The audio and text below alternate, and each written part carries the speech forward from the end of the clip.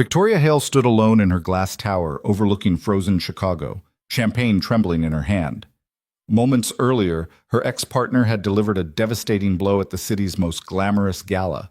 "You have everything, Victoria, except someone who actually loves you." The words cut deeper than any hostile takeover.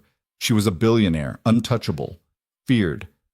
But tonight she realized the empire she built had cost her the one thing money couldn't buy. So she made a decision that shocked everyone, including herself. She offered a contract marriage to her quiet assistant, a struggling single father just trying to survive. Like this video, comment the city you're watching from, and follow my channel. I want to see how far this story travels. Now let's begin. Victoria Hale didn't do weakness. She built an empire on steel-edged discipline, ruthless precision, and the ability to see 3 moves ahead while everyone else was still staring at the board. At 38, she controlled a multi-billion-dollar investment firm that could make or break entire markets with a single decision. Politicians took her calls. CEOs feared her silence. The media called her the Ice Empress, and she wore the title like armor. But tonight, at the annual Winter Charity Gala held in the marble-columned ballroom of the Conrad Hotel, that armor had cracked. She stood near the champagne fountain, her silver gown reflecting the chandelier light like a blade. Around her, Chicago's elite mingled in expensive perfume and fake laughter. Cameras flashed. Deals were whispered over lobster canapes. Everything was controlled, predictable, transactional. Then Marcus appeared. Marcus Whitfield. Her ex-partner, both in business and in bed, though neither arrangement had lasted long. He was older now, grayer at the temples, but still sharp in his tailored navy suit, still smug. "Victoria," he said, sliding up beside her with a glass of scotch. "Still making an entrance, I see." She didn't look at him. "Marcus, I thought you'd moved to London."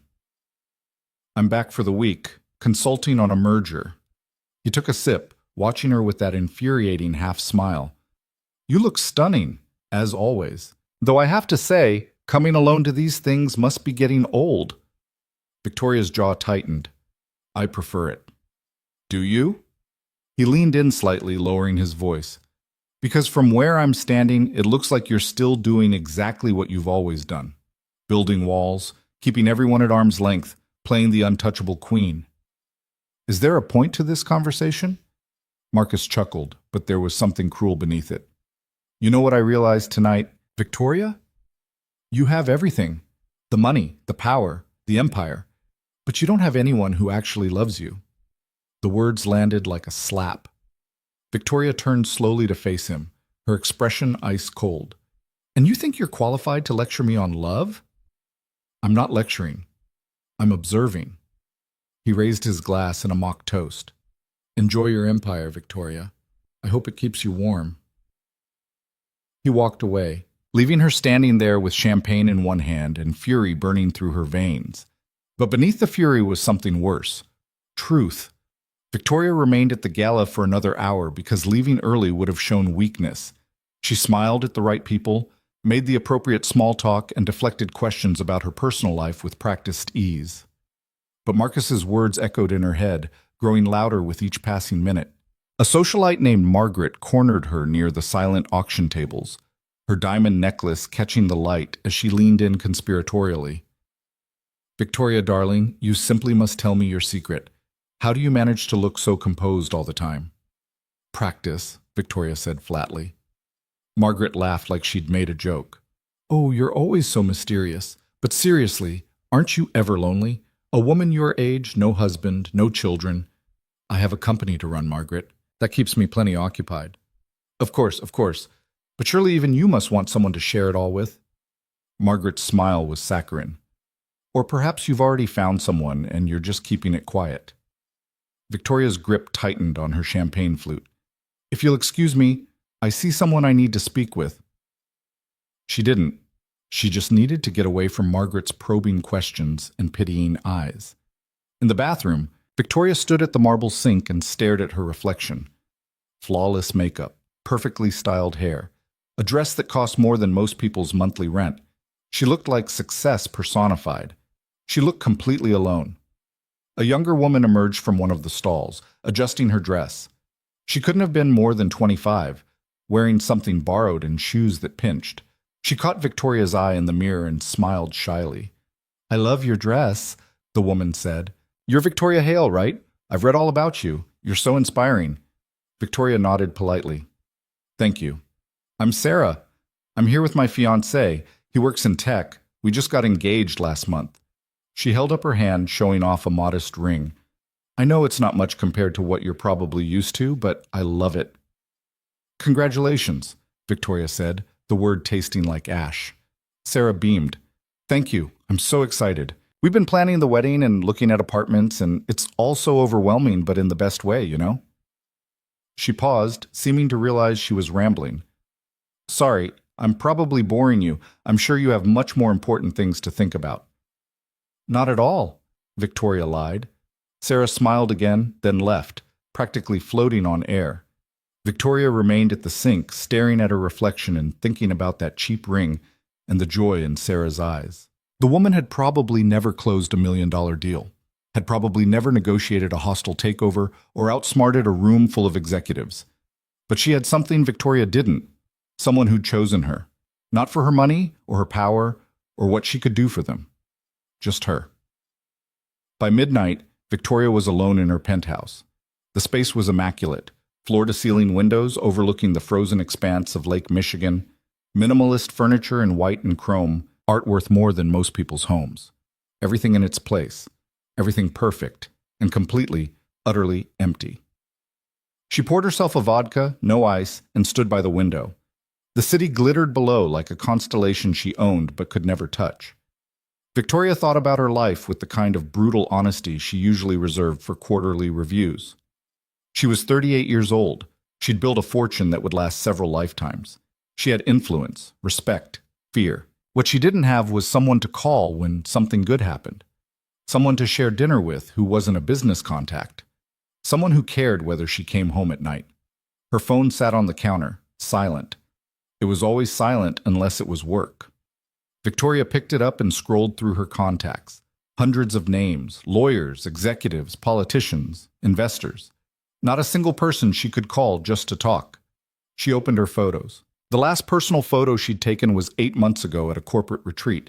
Before that, nothing for over a year. Her life was appointments and meetings and deals. It was presentations and negotiations and strategic planning.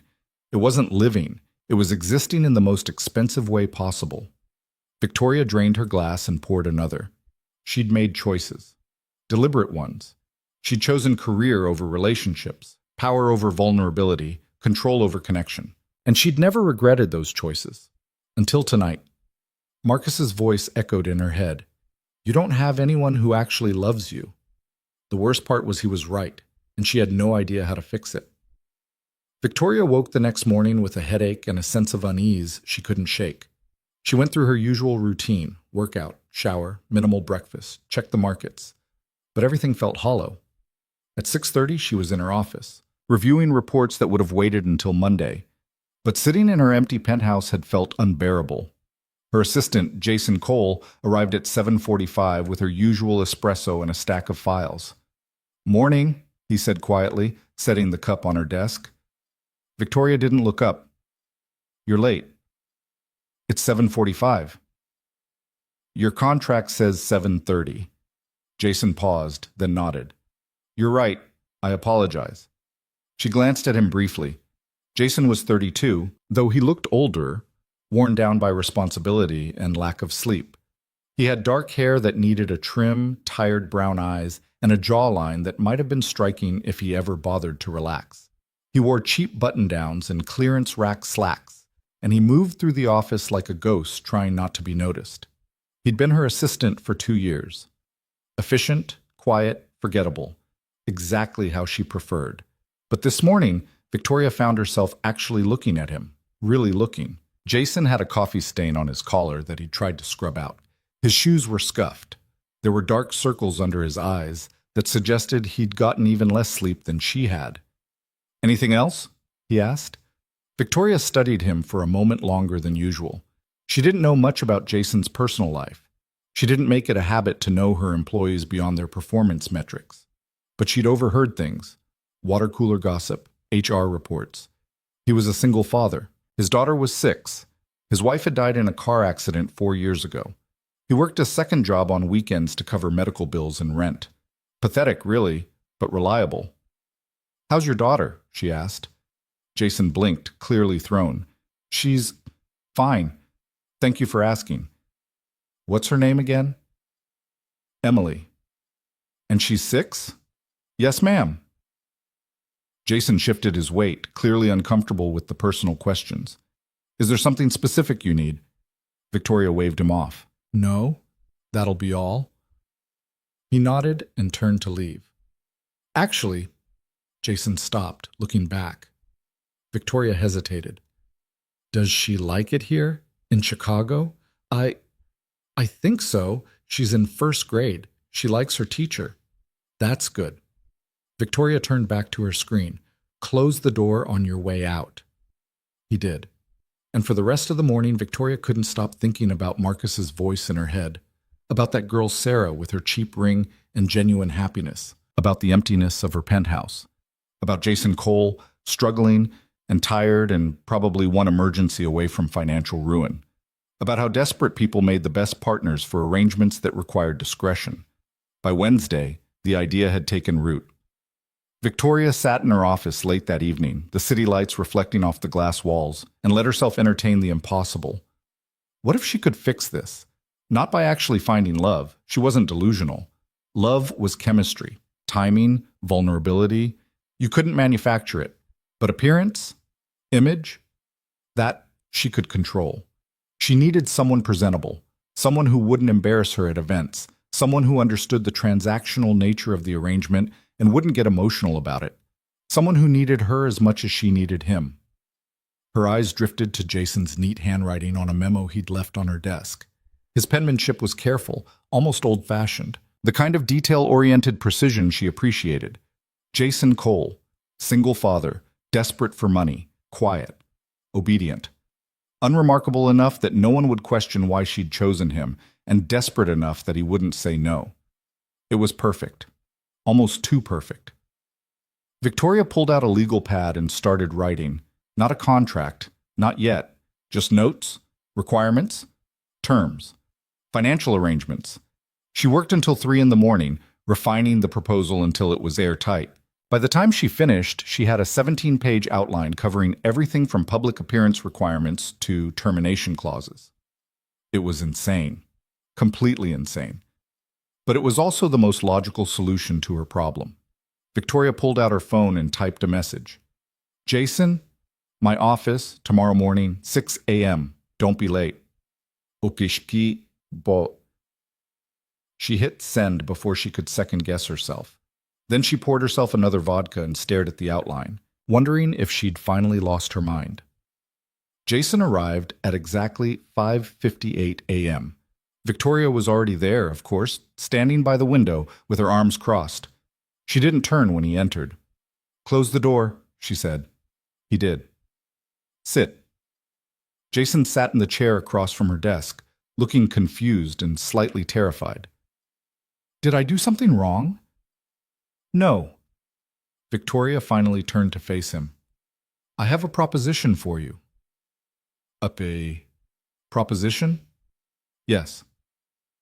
She walked to her desk, leaning against it with her hands braced on the edge.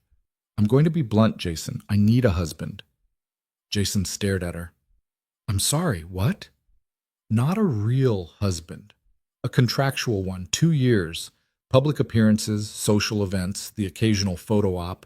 In exchange, you'll receive a substantial salary, health care for you and your daughter, and a trust fund that will cover her education through college." Jason's mouth opened, but no sound came out. Victoria continued, her voice clinical and precise. "You'll move into my penthouse. We'll maintain separate bedrooms. The relationship will be entirely professional. At the end of 2 years, we divorce quietly, and you walk away financially secure. Your daughter's future will be guaranteed." "This is insane," Jason said. "It's practical." "Why me?" "Because you're competent, discreet, and desperate." Victoria's voice was matter of fact. "You need money. I need credibility. It's a mutually beneficial arrangement. You're drowning in debt." I checked. Medical bills from your wife's accident, student loans, credit cards. You're working 2 jobs and you're still barely making rent.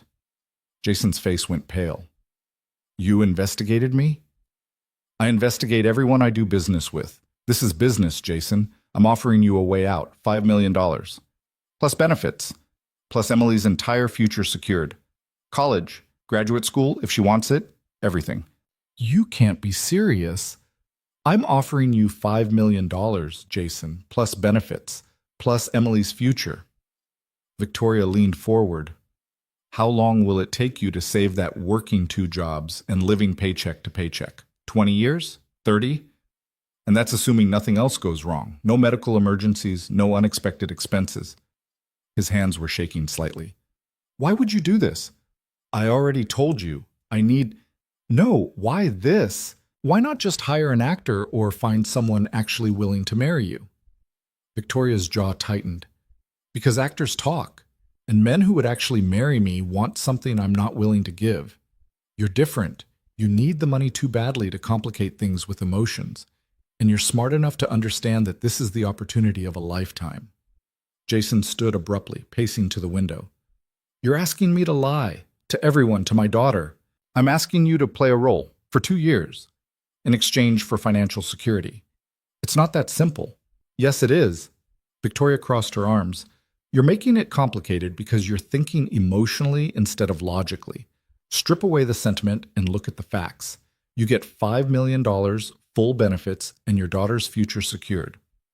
I get a presentable partner for public events and an end to invasive questions about my personal life. Everyone wins.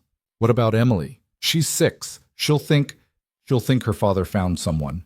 Children adapt, and when it ends, you'll have enough money to provide her with stability and therapy if needed. Jason turned to face her, his expression conflicted. This is wrong. This is pragmatic, and you know you're going to say yes because you can't afford not to. They stared at each other across the office, the morning light just starting to break through the windows. Think about it, Victoria said, her voice softening just slightly. You have 24 hours. But Jason, this offer won't come again, and opportunities like this don't just fall into people's laps. Jason left without another word, his face ashen. Victoria sat back down at her desk and pulled up his file. She'd been thorough in her investigation. Jason Cole had been a good student, graduated with honors from a state school, had planned to get his MBA before his wife got pregnant, had put his dreams on hold to be a father and a husband. Then his wife died, and those dreams died with her. Now he worked as an executive assistant and drove for a rideshare service on weekends. He lived in a 1-bedroom apartment in a building with a broken elevator. Emily slept in the bedroom while Jason took the couch. He was a good father. Everyone who knew him said so.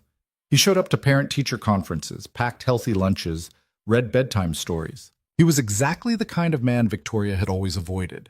Soft, emotional, burdened by responsibilities she'd never wanted. But he was also exactly what she needed. Someone real enough to be believable, desperate enough to be controllable, and decent enough that associating with him might actually improve her image. Victoria closed the file and checked her schedule. She had meetings all day, calls with London and Tokyo, a presentation to prepare. But she couldn't focus on any of it. She kept thinking about Jason's face when she told him she'd investigated him. The betrayal in his eyes. It was just business. He'd understand that eventually. Or he wouldn't. Either way, she'd made the offer. Now she just had to wait. Jason didn't sleep that night. He sat at the tiny kitchen table in his cramped apartment, staring at the stack of unpaid bills next to Emily's school permission slips. The faucet dripped. The radiator clanked. Somewhere upstairs, a neighbor's TV blared through the thin walls. Emily was asleep in the other room, the only bedroom. Jason slept on the couch. He thought about Victoria's offer. $5 million, healthcare, Emily's future. It sounded like a fantasy, like something that happened to other people in movies or books, not to exhausted single fathers barely keeping their heads above water. But it also sounded like a trap. Jason wasn't stupid. He knew Victoria Hale's reputation. She was brilliant, ruthless, and completely devoid of empathy. People didn't work for her. They survived her. And now she wanted him to marry her? Even fake, even transactional. It felt wrong. He pulled out his laptop and searched for articles about her. There were thousands. Ice Empress crushes competitor in hostile takeover. Victoria Hale named most powerful woman in finance. The woman who never loses. There were also personal pieces, speculation about her love life or lack thereof, articles about her family, old money from the East Coast that had disowned her when she'd refused to marry the man they'd chosen. She'd built her empire from nothing, with no help and no mercy. She was everything Jason wasn't, cold where he was warm, calculating where he was emotional, powerful where he was powerless. And she was offering him a way out. Jason looked around his apartment, the water-stained ceiling, the furniture from thrift stores, the constant worry about whether he could afford next month's rent.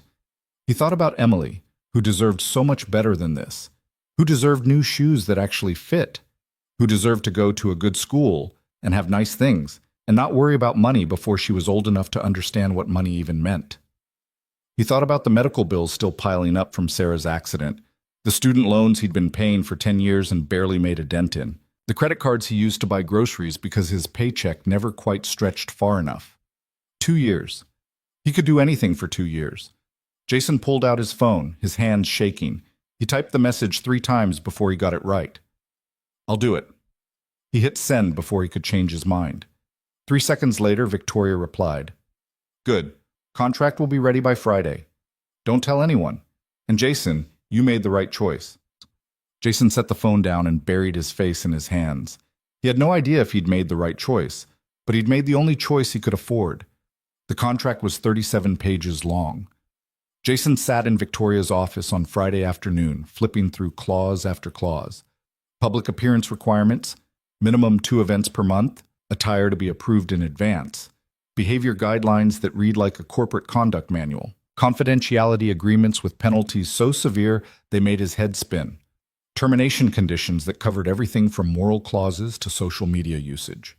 Financial terms: $200,000 per year salary deposited monthly, full health insurance for him and Emily, $5 million trust fund for Emily, accessible when she turned 18 with provisions for educational expenses before then, a $3 million lump sum payment to Jason upon successful completion of the 2-year term, living arrangements, separate bedrooms in the penthouse, shared common spaces, private space to be respected, weekly household meetings to discuss schedules and requirements.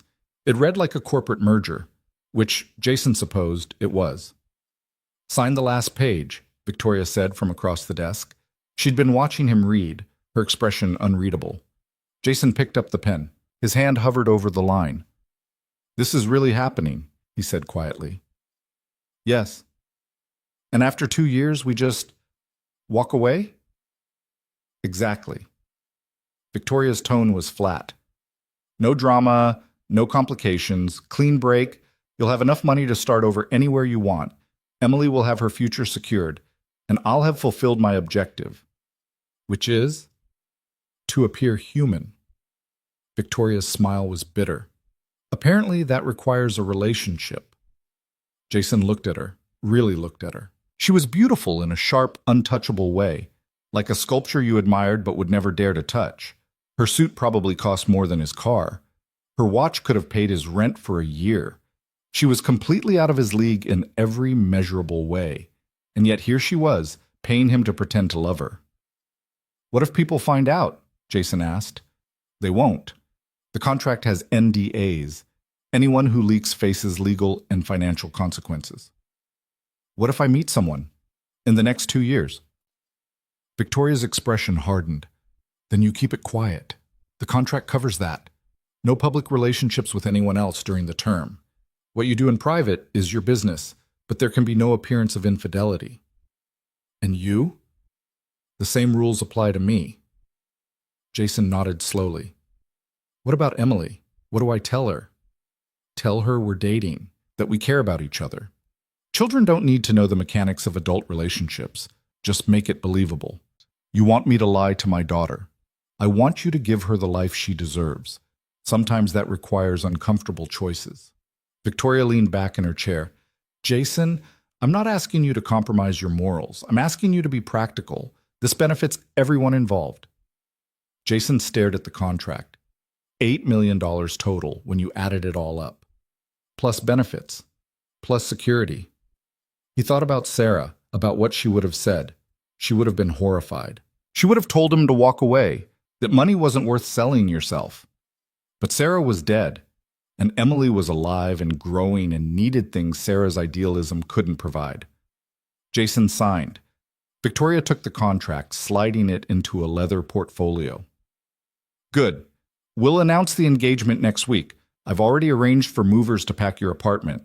You and Emily will move into the penthouse this weekend. Wait, this weekend? The sooner we establish the narrative, the better. Victoria stood, smoothing her blazer. I've also hired a stylist. She'll be at your apartment tomorrow morning to update your wardrobe. My wardrobe? You can't attend events looking like a clearance rack, Jason. You'll be representing me now. That requires a certain standard. His jaw tightened. Right. Victoria studied him for a moment, her expression unreadable.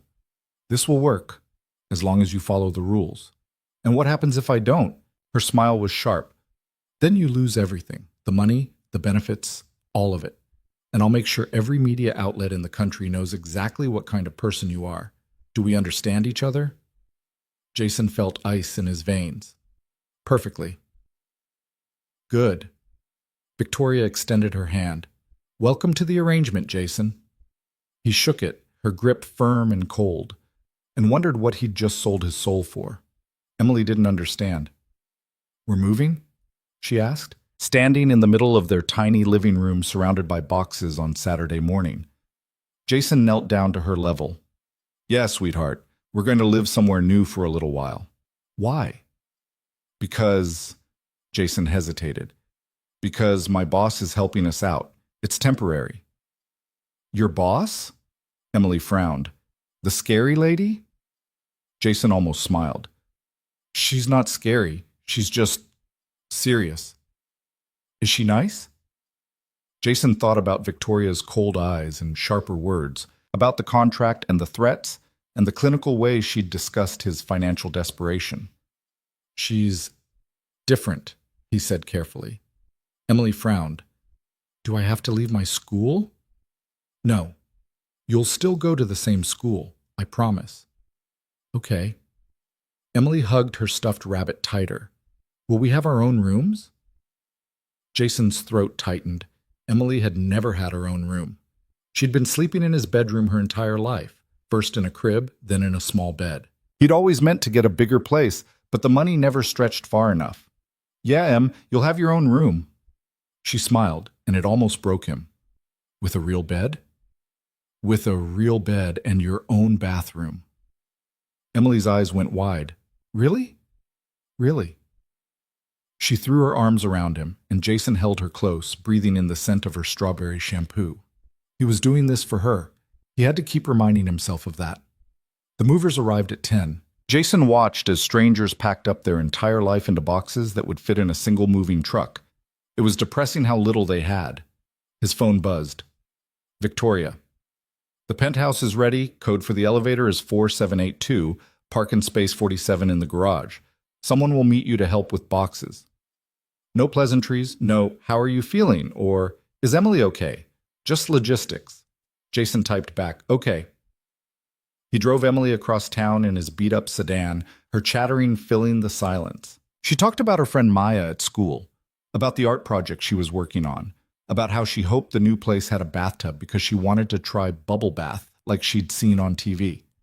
Jason listened and made appropriate sounds, but his mind was elsewhere. He was moving in with a woman he barely knew, a woman who saw him as a business transaction, a woman who now controlled his entire future. The building was in the most expensive part of downtown, sleek glass and steel, a doorman in a formal uniform, an underground parking garage that looked cleaner than Jason's apartment had ever been. He parked in Space 47 next to a Mercedes and a Tesla. His car looked like it had wandered into the wrong neighborhood. Wow, Emily breathed, staring up at the building. Is this where we're living? For a while, Jason said. They took the elevator to the penthouse floor. Jason punched in the code and the doors opened directly into Victoria's apartment.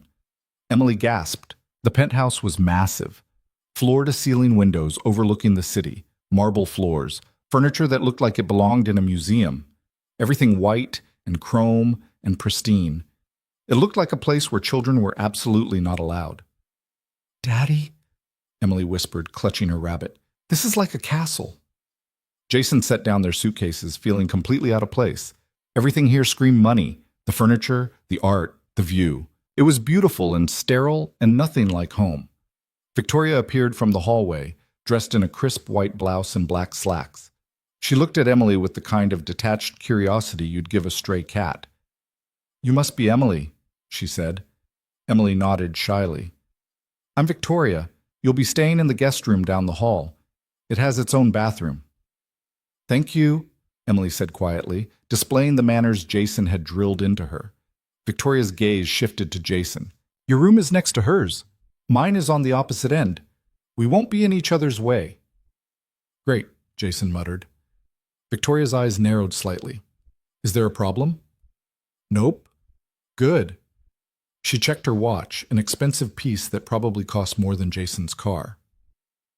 "I have a dinner meeting. There's food in the fridge. Help yourselves. The Wi-Fi password is on the refrigerator." Ground rules. No loud noise after 9 p.m., no guests without prior approval. And Emily's bedtime is 8:30 on school nights. Jason blinked. "How do you know her bedtime?" "It was in your employee file. Family information section." Victoria picked up her briefcase. "I'll be back around 10. Try not to break anything." She left without another word. Emily looked up at Jason, her eyes wide. "She's really your boss?" "Yeah. She's scary." Jason exhaled, looking around the pristine penthouse that was now somehow their home. "Yeah, Em, she really is." They spent the afternoon exploring. Emily's room was twice the size of their old apartment's bedroom, painted a soft lavender with a big window overlooking the city. The bed had a white canopy that made Emily squeal with delight. "It's like a princess bed," she said, bouncing on the mattress. Jason helped her unpack her stuffed animals and books, arranging them on shelves that had probably been custom-built and cost more than he wanted to think about. His own room was next door, sleek and modern with a king-size bed, a desk, and an ensuite bathroom with heated floors. Everything was gray and white, impersonal and hotel-like. It was the nicest room Jason had ever slept in. It felt like a very expensive prison. That evening, they ordered pizza because Jason couldn't figure out Victoria's complicated oven and didn't want to risk breaking anything. They ate on the couch, Emily's feet not quite touching the floor, watching a cartoon on a television that was bigger than their old apartment's entire living room wall. "Do you like it here?" Jason asked. Emily considered the question seriously. "It's pretty, but it doesn't feel like home." "It will, eventually." "Is Miss Victoria going to live here too?" "Yeah, sweetheart, this is her place. We're just staying here for a while." "Why?" Jason struggled to find words. "Because she's helping us. And sometimes when people help each other, they live together for a bit." "Oh." Emily took another bite of pizza. "Is she your girlfriend?" Jason nearly choked. "It's complicated.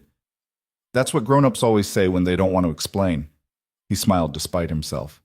"You're too smart for your own good, you know that?" Emily grinned, tomato sauce on her chin. At 8:30, Jason put Emily to bed. She insisted on all her stuffed animals being arranged just right, and on 2 stories instead of 1, because the room is bigger, so we need more stories. Jason read until her eyes started to droop, then kissed her forehead. "Good night, Em." "Night, Daddy." She yawned. "I love you." "I love you too, sweetheart." He left the door cracked open the way she liked it and went back to the living room. The apartment was silent except for the distant hum of the city outside. Jason sat on the couch, probably a designer piece worth thousands, and tried to process what he'd done. He'd moved his daughter into a stranger's home, signed a contract to fake a relationship, agreed to lie to everyone he knew for money. His phone buzzed. His friend Marcus, who he'd known since college. "Hey man, tried calling. You around?"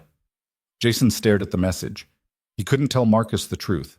The NDA in the contract was ironclad. He couldn't tell anyone the truth. He typed back, "Sorry, busy weekend. Talk later?" Marcus replied with a thumbs up. Jason set down the phone and dropped his head into his hands. What had he done? Victoria returned at 10:15, her heels clicking on the marble floor. Jason was still on the couch, staring at nothing. "You're still awake," she said, setting down her briefcase. "Couldn't sleep." "Emily?" "Asleep. In her princess room." There was more bitterness in his voice than he'd intended. Victoria crossed her arms. "Having second thoughts?" "Every thought is a second thought at this point."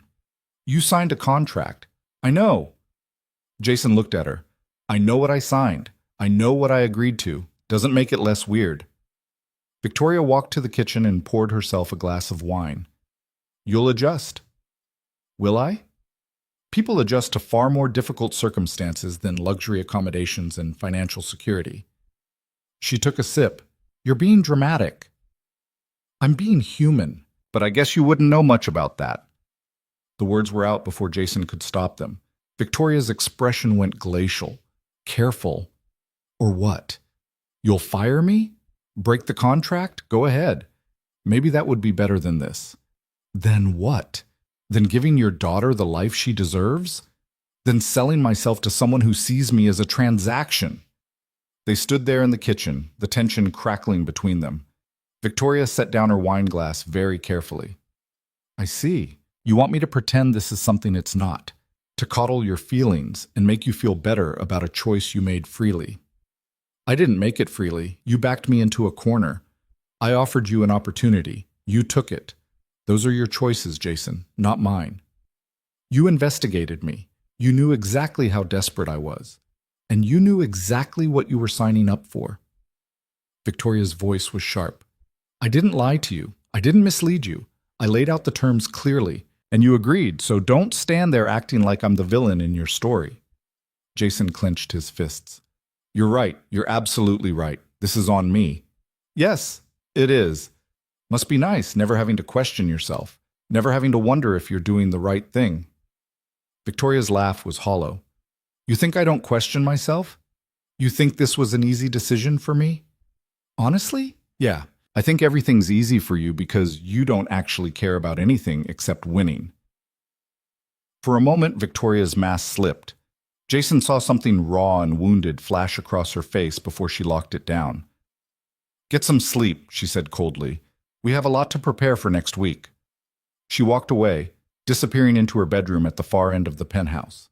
Jason stood in the kitchen, alone, and wondered how he was going to survive 2 years of this. The engagement announcement hit the media like a bomb.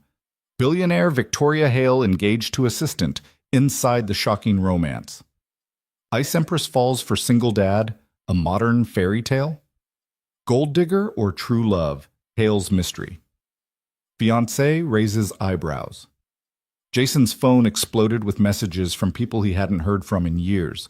Reporters camped outside the building. Photographers trailed them to Emily's school. It was a nightmare. Victoria, on the other hand, seemed completely unbothered. "This is exactly what we wanted," she said over breakfast one morning, scrolling through headlines on her tablet. "Visibility, intrigue, speculation." Jason stared at his coffee. "They're calling me a gold digger." "Let them. Easy for you to say." Victoria looked up, her expression sharp. "You signed the contract, Jason. You knew what this would be." "I didn't know it would be this." "Then you weren't paying attention." She stood, smoothing her blazer. "Smile at the cameras. Play the part. Or don't. And lose everything." She left him sitting there, alone in the cold, gleaming kitchen. Emily adjusted faster than Jason expected. She loved her new room, painted soft lavender with a window overlooking the city. She loved the big bathtub where she could actually play with bath toys. She loved the doorman, Carlos, who always waved at her and sometimes had lollipops. But she noticed things too, things Jason wished she didn't notice. "Why doesn't Miss Victoria eat with us?" she asked one night. Jason glanced toward the closed door of Victoria's office. "She's busy, sweetheart." "She's always busy." "Yeah." Emily frowned, pushing her pasta around her plate. "Is she your girlfriend?" Jason nearly choked. "It's complicated." "That's what grown-ups say when they don't want to explain." He smiled despite himself. "You're too smart for your own good, you know that?" Emily grinned. "That's what you always say." But later, After Emily was asleep, Jason's smile faded as he looked around the penthouse. This wasn't a home. It was a stage. And he was just playing a role he didn't even know the lines for yet. 2 weeks into the arrangement, Victoria did something unprecedented. She joined them for breakfast. Jason was making scrambled eggs while Emily colored at the kitchen counter when Victoria appeared in the doorway, already dressed for work in a charcoal suit, her hair pulled back in a sleek bun. "Morning," she said stiffly. Emily's head shot up, her eyes wide. "Good morning, Miss Victoria." Jason turned from the stove, spatula in hand, too surprised to speak. Victoria walked to the coffee maker, poured herself a cup, then hesitated before sitting at the counter. She pulled out her tablet like it was a shield. "What are you drawing?" Victoria asked Emily, her tone awkward, like she was reading from a script for the first time. Emily held up her paper. "It's our building, see? That's the doorman, and that's you in the window." Victoria studied the crayon drawing. In it, a stick figure with black hair stood in a window high above the city. "Why am I in the window?" "Because that's where you always are, looking out at the city." Victoria's expression flickered with something Jason couldn't read. "I see." "Do you like it?" Emily asked hopefully. "It's, accurate," Victoria said, which was possibly the most Victoria response possible. But she didn't walk away.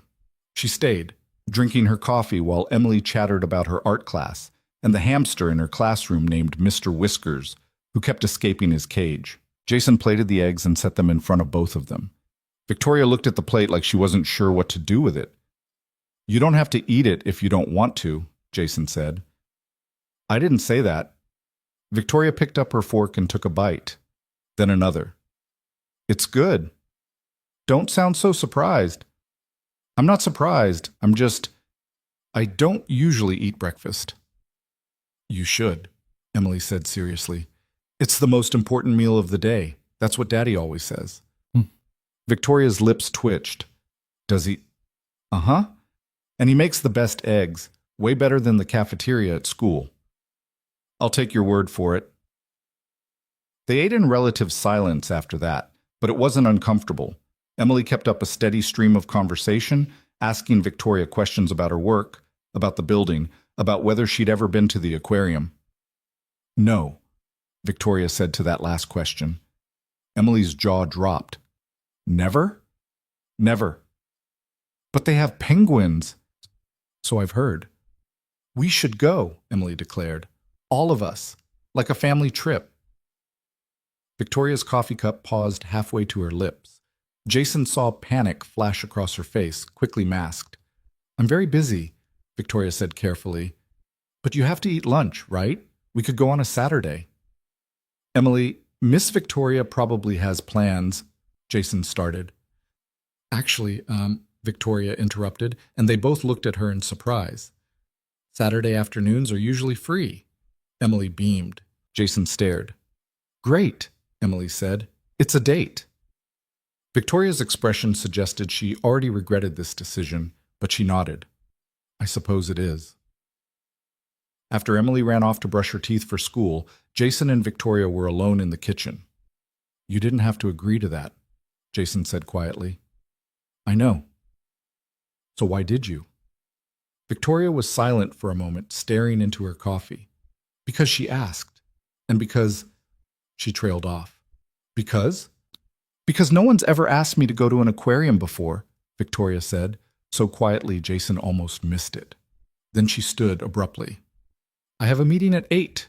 Don't forget you have a fitting this afternoon for the gala on Friday." She left before Jason could respond. But as he cleared the breakfast dishes, he found himself thinking about that brief moment of vulnerability.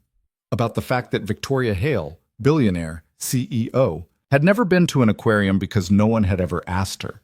It was a small crack in the armor, but it was a crack nonetheless. The fitting that afternoon was an exercise in humiliation. A woman named Margot swept into the penthouse with 2 assistants and approximately 40 garment bags. She looked Jason up and down like he was a particularly challenging renovation project. She said, circling him. "Yes, I see what we're working with." "Is that good or bad?" Jason asked. "It's a starting point." Margot snapped her fingers, and her assistant sprang into action, draping fabric swatches against Jason's chest, holding up shirts and jackets, arguing about inseam lengths. Victoria said you needed to look presentable for public events, Margot explained, pinning a jacket that cost more than Jason's old monthly rent. That means bespoke suits, tailored shirts, proper shoes, nothing off the rack. What's wrong with off the rack? Margot looked at him like he'd suggested wearing a garbage bag. Everything, darling, everything. Oh.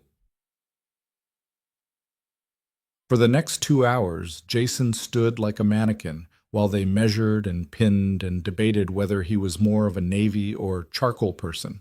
Emily thought it was hilarious, sitting on the couch and giggling every time they made him try on another outfit. "You look like a prince, Daddy," she said when he emerged in a tuxedo. "I look ridiculous." "You look expensive," Margot corrected. "There's a difference." Victoria arrived home in the middle of the chaos. She stopped in the doorway, taking in the scene. Jason standing on a platform in a half-pinned suit, fabric everywhere. Emily bouncing on the couch. "How's it going?" Victoria asked Margot. "We're getting there. He's got good shoulders, terrible posture. We'll fix it." "I'm standing right here, Asit," Jason said. "Yes, and slouching," Margot replied. "Shoulders back, chin up. You're engaged to one of the most powerful women in Chicago. Act like it." Jason straightened reflexively, and Victoria's eyebrow arched. "Better," Margot declared. "See? He can be trained." After Margot and her team finally left, Jason collapsed on the couch next to Emily, exhausted. "That was worse than the dentist," he muttered. "But you looked really handsome," Emily said loyally. Victoria was still standing by the window, her expression thoughtful. "The navy suit. That's the one for Friday's gala. Whatever you say." "It's not whatever I say. It's what works." Victoria turned to face him. "These events matter, Jason. The people we'll meet, the impressions we make, all of it matters. For your business, for our arrangement, which benefits both of us." Victoria's tone was sharp. "Or have you forgotten the 8 million reasons you're here?" Jason's jaw tightened. "I haven't forgotten." "Good, because Friday is important. The mayor will be there, several board members, potential investors. I need you to be charming." "Charming, right. Anything else? Should I juggle? Do card tricks?" "Don't be difficult." "I'm not being difficult. I'm asking what you expect from me." Victoria walked closer, her heels clicking on the marble. "I expect you to smile, make small talk, answer questions about our relationship without sounding like you're reciting a script. Can you do that?" "Can you?" Jason shot back. They stared at each other, the tension thick enough to cut. "Miss Victoria," Emily's small voice broke through. "Are you and Daddy fighting?" Victoria's expression softened immediately. "No, sweetheart. We're just discussing." "It sounds like fighting." "Adults sometimes discuss things passionately," Victoria said, in what was possibly her first attempt at kid-friendly explanation. "It doesn't mean we're upset with each other." Emily didn't look convinced, but she nodded. Jason stood. "Come on, Em. Bath time." As he led Emily away, he heard Victoria pour herself a drink. It wasn't even 6 p.m. That night, after Emily was asleep, Jason found Victoria on the terrace. She was still in her work clothes, staring out at the city with a glass of wine in hand. "Can I join you?" he asked from the doorway. Victoria shrugged, which he took as permission. They stood in silence for a few minutes, the cold October air biting at their faces. "I'm not good at this," Victoria said suddenly. "At what?" "At pretending, at being warm, at making people think I'm something I'm not." Jason glanced at her. "You're better at it than you think." "No, I'm not. That's why I needed you." She took a sip of wine. "I can negotiate billion-dollar deals without blinking. I can stare down hostile boards and aggressive competitors. But put me in a room where I'm supposed to be likable, I freeze." "You weren't frozen at breakfast this morning." "That was different. Emily is—" Victoria trailed off. "Is what?" "Disarming. She asks questions like she actually cares about the answers." "That's because she does care." Victoria looked at him. "Why? Why does she care?" "Yes, she barely knows me. I'm just her father's boss who she happens to live with. Why would she care whether I've been to an aquarium?" Jason considered the question. Because that's who Emily is. She cares about people, even people who don't ask for it. That's going to hurt her someday. Probably. But it's also what makes her special. Victoria was quiet for a long moment. My parents tried to train that out of me, caring. They said it was a weakness. Is that what you believe? I used to. Victoria stared into her wine glass. Now I don't know what I believe. Jason wanted to say something comforting, but he didn't know how, so he just stood there, and somehow that felt like enough. I'll try harder, Victoria said. At the gala, at being, whatever it is I'm supposed to be. Just be yourself. Victoria laughed bitterly. That's what everyone's afraid of. Then be a version of yourself that doesn't scare small children and puppies. That got a real smile. Small, but real. I'll see what I can do. Friday arrived with a flurry of preparation that made Jason's head spin. Margot returned with the finished suit and spent an hour making sure everything fit perfectly. A hairstylist came to trim Jason's hair and teach him how to style it properly. Someone even showed up to teach him which fork to use at formal dinners. This is insane, Jason muttered as the etiquette coach demonstrated proper wine glass holding. This is necessary, Victoria corrected from across the room, where she was getting her own hair and makeup done. You represent me now. That comes with expectations. Emily watched all of this with wide eyes, sitting on the couch with her homework spread out. Are you going to a ball? She asked. Like in Cinderella? Something like that, Jason said. Will there be dancing? Victoria and Jason exchanged glances. Possibly, Victoria said carefully. You should dance together, Emily declared. That's what people in love do. The room went silent. Even the stylists paused. We'll see, Jason managed. Emily went back to her math worksheet, oblivious to the tension she'd created. That evening, Jason stood in front of the mirror in his bedroom, barely recognizing himself. The navy suit fit perfectly, making him look taller, more confident than he felt. His hair was styled in a way that probably required product he couldn't pronounce. Even his shoes were new, Italian leather that cost more than his old car payment. He looked like he belonged in Victoria's world. He felt like an imposter. There was a knock on his door. Come in. Victoria entered, and Jason's breath caught. She wore a floor-length emerald gown that looked like it had been designed specifically to make everyone else in the room feel underdressed. Her hair was swept up in an elegant twist, her makeup subtle but flawless. She looked like old Hollywood glamour crossed with modern power. She looked untouchable. You clean up well, Victoria said, her tone carefully neutral. So do you. They stood there for a moment, assessing each other like chess opponents. Ready? Victoria asked. No. Good, neither am I. She held out her arm. But we're doing it anyway. Jason took her arm and they walked to the living room where Emily was waiting with the babysitter. Emily gasped when she saw them.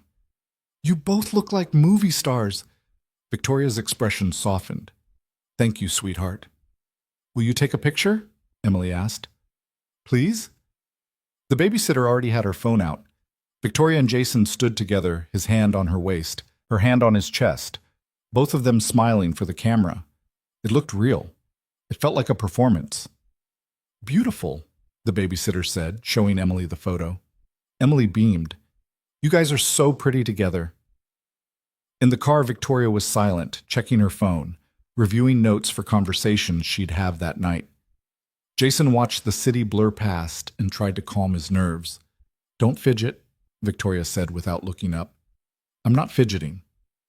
You're tapping your knee. Stop. Jason stilled his leg. Nervous habit. We'll break it. People will notice. Victoria shut. What? What if I mess this up? She finally looked at him. Then you smile, apologize gracefully, and move on. People mess up all the time. The trick is not letting them see you sweat. Easy for you to say. It's not easy for me. I just make it look easy. Victoria's voice softened slightly. You'll be fine, Jason. Just stay close to me and follow my lead. Like a trained dog. Victoria's lips twitched. Like a partner. There's a difference. The gala was held at the Palmer House, a historic hotel dripping with gold leaf and crystal chandeliers. The ballroom was packed with Chicago's elite, all of them dressed to impress, all of them watching as Victoria Hale entered with her mysterious fiancé. Jason felt every eye in the room turn toward them. "Smile," Victoria murmured. "Look happy to be here. I'm terrified. Smile anyway."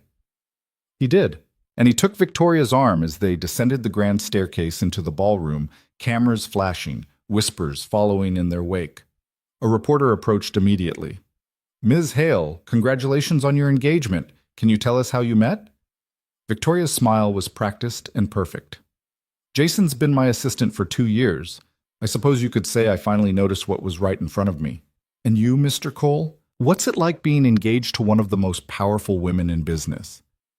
Jason's mind went blank. Then he remembered Victoria's advice. Be charming. "Terrifying," he said honestly, "but in the best possible way." The reporter laughed. Victoria's hand tightened on his arm. Approval or warning, he couldn't tell. They made their way through the crowd, Victoria greeting people with practiced ease, introducing Jason with just enough detail to satisfy curiosity without revealing anything real. A silver-haired man in an expensive suit approached. "Victoria, wonderful to see you. Senator Morrison, I'd like you to meet my fiancé, Jason Cole." Jason shook the senator's hand. "Pleasure to meet you, sir." "Likewise. Tell me, how did you manage to convince this one to settle down? I've known Victoria for 10 years, and she's always sworn off marriage." "I guess I'm persistent," Jason said, hoping he sounded charming and not desperate. Victoria laughed, a sound Jason had never heard from her. Light, almost musical, completely fake. "He wore me down," she said, her hand finding Jason's. "Turns out, I'm not as immune to romance as I thought." The senator beamed. "Well, good for you both. It's about time you had someone to share your success with, Victoria." After he walked away, Victoria's smile dropped. "That went well." "How can you tell?" "He believed us. That's all that matters." They were immediately swept into another conversation, then another. Jason met investors, politicians, socialites. Everyone wanted to know about the engagement, about how they fell in love, about wedding plans. Jason stuck to the script Victoria had coached him on. They'd met at work, gotten to know each other slowly, realized they had more in common than they thought. All lies. But delivered with just enough sincerity to be believable. An hour in, Jason needed air. "I'm going to find the bathroom," he told Victoria. "Don't be long. The mayor wants to meet you." Jason made his way through the crowd, finally finding a quiet corridor. He leaned against the wall and exhaled, pulling out his phone. There was a text from Emily. "How's the ball? Did you dance yet?" Jason smiled and typed back. "Not yet. Miss you." "Miss you too. Don't forget to dance." Having second thoughts? Jason looked up. A woman stood a few feet away, holding a champagne glass. She was probably in her 50s, expensively dressed, with sharp eyes that suggested she missed nothing. "Just catching my breath," Jason said carefully. "Understandable, these events are exhausting." She extended her hand. "Caroline Westbrook, I'm an old friend of Victoria's." Jason shook her hand, recognizing the name from Victoria's prep notes. Caroline Westbrook, oil heiress, notorious gossip, not to be trusted. Jason Cole. "Oh, I know who you are. Everyone's talking about you." Caroline's smile was predatory. Victoria's mysterious assistant turned fiancé. Quite the romantic story. "We're very happy. I'm sure you are. Though I have to admit, when I heard the news, I was shocked. Victoria's never been the romantic type." "People change." "Do they?" Caroline sipped her champagne. "Or do they just pretend to?" Jason's stomach tightened. "I'm not sure what you're implying." "Nothing, darling, just making conversation." Caroline's eyes glittered. "Though I do find it curious that Victoria suddenly announces an engagement right when she's facing pressure from her board about her image. The timing is convenient. Love doesn't follow a timeline. No, but contracts do." Jason's blood ran cold. "I should get back." "Of course, do give Victoria my regards. And Mr. Cole?" Caroline's smile sharpened. Welcome to the family. I hope you know what you're getting into. Jason walked away on shaking legs, Caroline's words echoing in his head. She knew, or suspected. Either way, it was dangerous. He found Victoria talking to a group of executives. She caught his eye and excused herself immediately. What's wrong? She asked, steering him toward a corner. Caroline Westbrook just cornered me. She knows. Victoria's expression didn't change, but her grip on his arm tightened. What exactly did she say? Jason repeated the conversation word for word. Victoria was silent for a moment. She's fishing. She doesn't actually know anything. Are you sure? Caroline's been trying to find dirt on me for years. She throws out accusations to see what sticks. The key is not to react.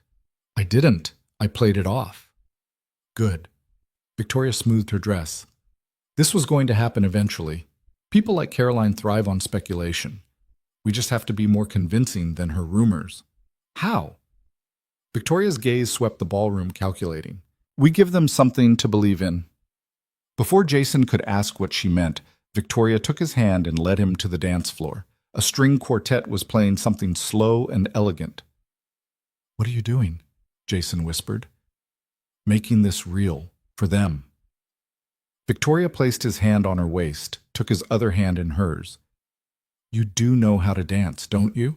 Barely. Then follow my lead, and Jason, smile. Look at me like you're in love. The music started. Victoria moved gracefully, and Jason did his best to keep up. They glided across the floor, surrounded by other couples, but somehow separate from them all. Everyone was watching. You're doing fine, Victoria murmured. I feel like an idiot. You look like a man dancing with his fiancée. That's all that matters. Jason looked down at her. In the soft ballroom light, Victoria's edges seemed less sharp. She looked almost vulnerable, though he knew better than to say so. Why are you really doing this? He asked quietly. Not the fake engagement. This. Right now. Dancing. Because Caroline is watching, and because people believe what they see more than what they hear. So this is a performance. Everything is a performance, Jason. The sooner you accept that, the easier this will be. The song ended. Applause rippled through the room. Victoria stepped back, and the spell, if there had been one, broke. Come on, she said. The mayor's waiting. They spent the next 2 hours working the room, smiling until Jason's face hurt, shaking hands until his arm ached. Every conversation was a test, every question a trap. But they passed. Again and again. By the time they left, Jason was exhausted. In the car, he leaned his head back against the seat and closed his eyes. You did well, Victoria said. Thanks. I mean it. You were charming, personable, exactly what I needed. Jason opened his eyes. That's all I am to you, isn't it? What you need. Victoria was silent for a long moment. What else would you be? I don't know. A person, maybe? I know you're a person, Jason. Do you? Because sometimes I feel like you see me as a business asset, like Emily's princess bed and Margot's suits and tonight's performance, all just pieces of a strategy. Victoria's jaw tightened. That's not fair, isn't it? I'm paying you $8 million. I'm giving Emily her future. How is that not treating you like a person? Because people aren't transactions. Jason's voice rose.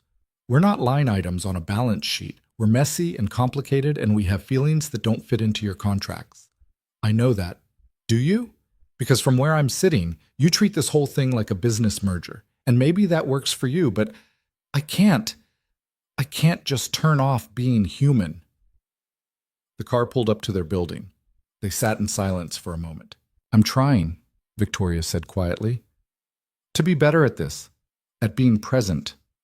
I know, the breakfast, the aquarium, I see it. Jason's voice softened, but trying isn't the same as succeeding. Then what do you want from me? I don't know, maybe just acknowledgement that this is hard, that pretending every day takes a toll.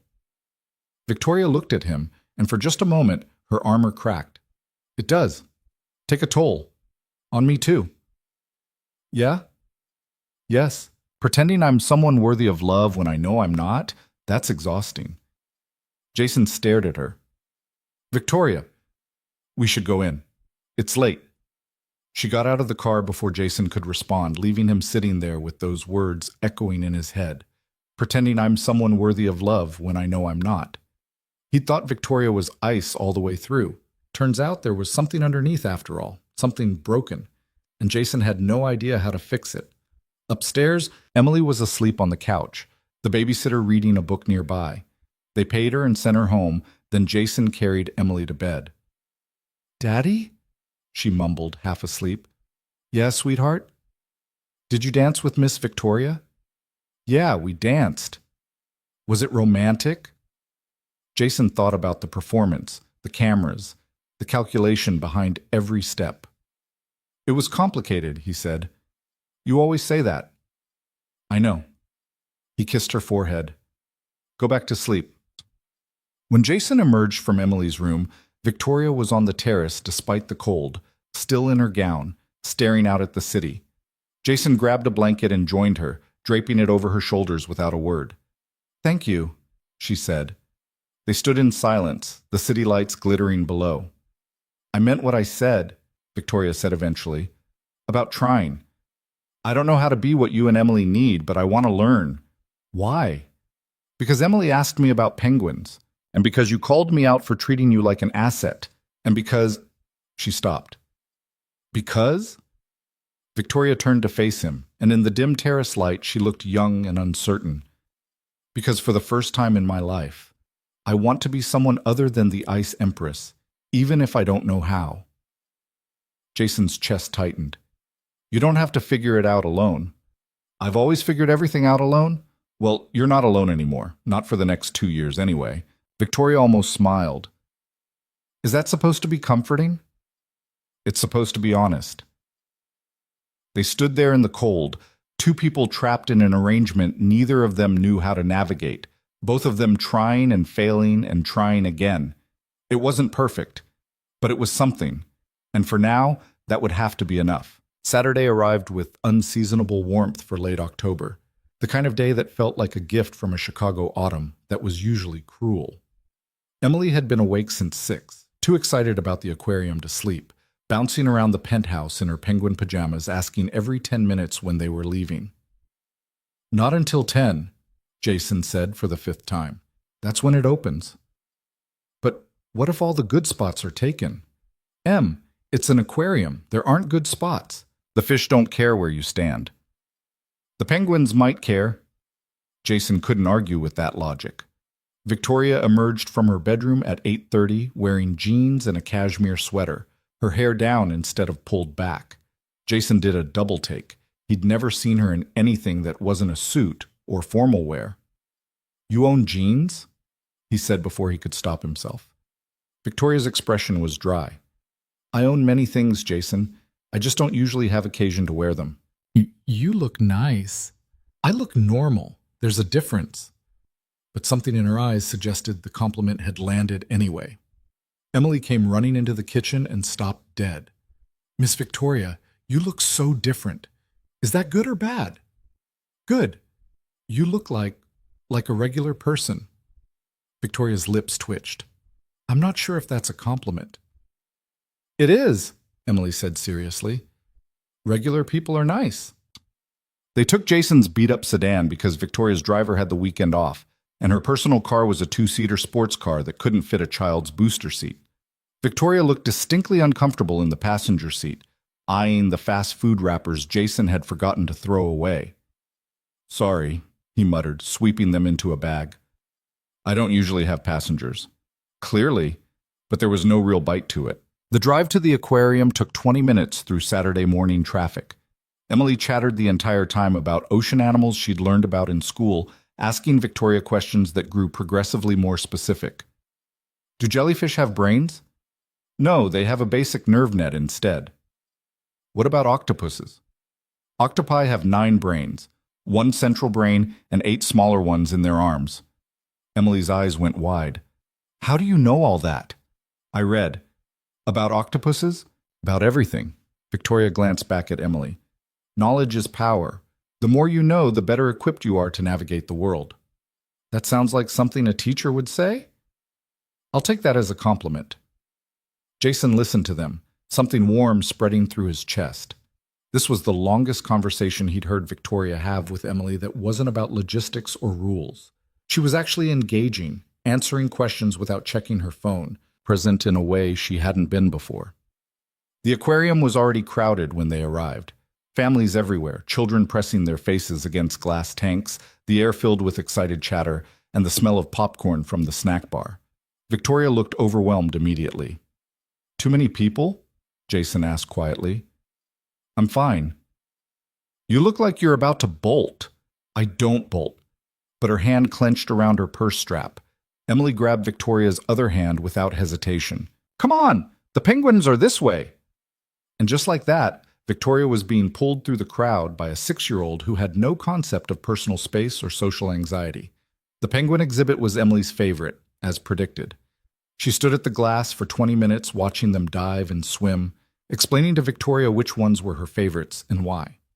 "That one's Fred. He's the best swimmer. And that's Gladys. She's always stealing fish from the others.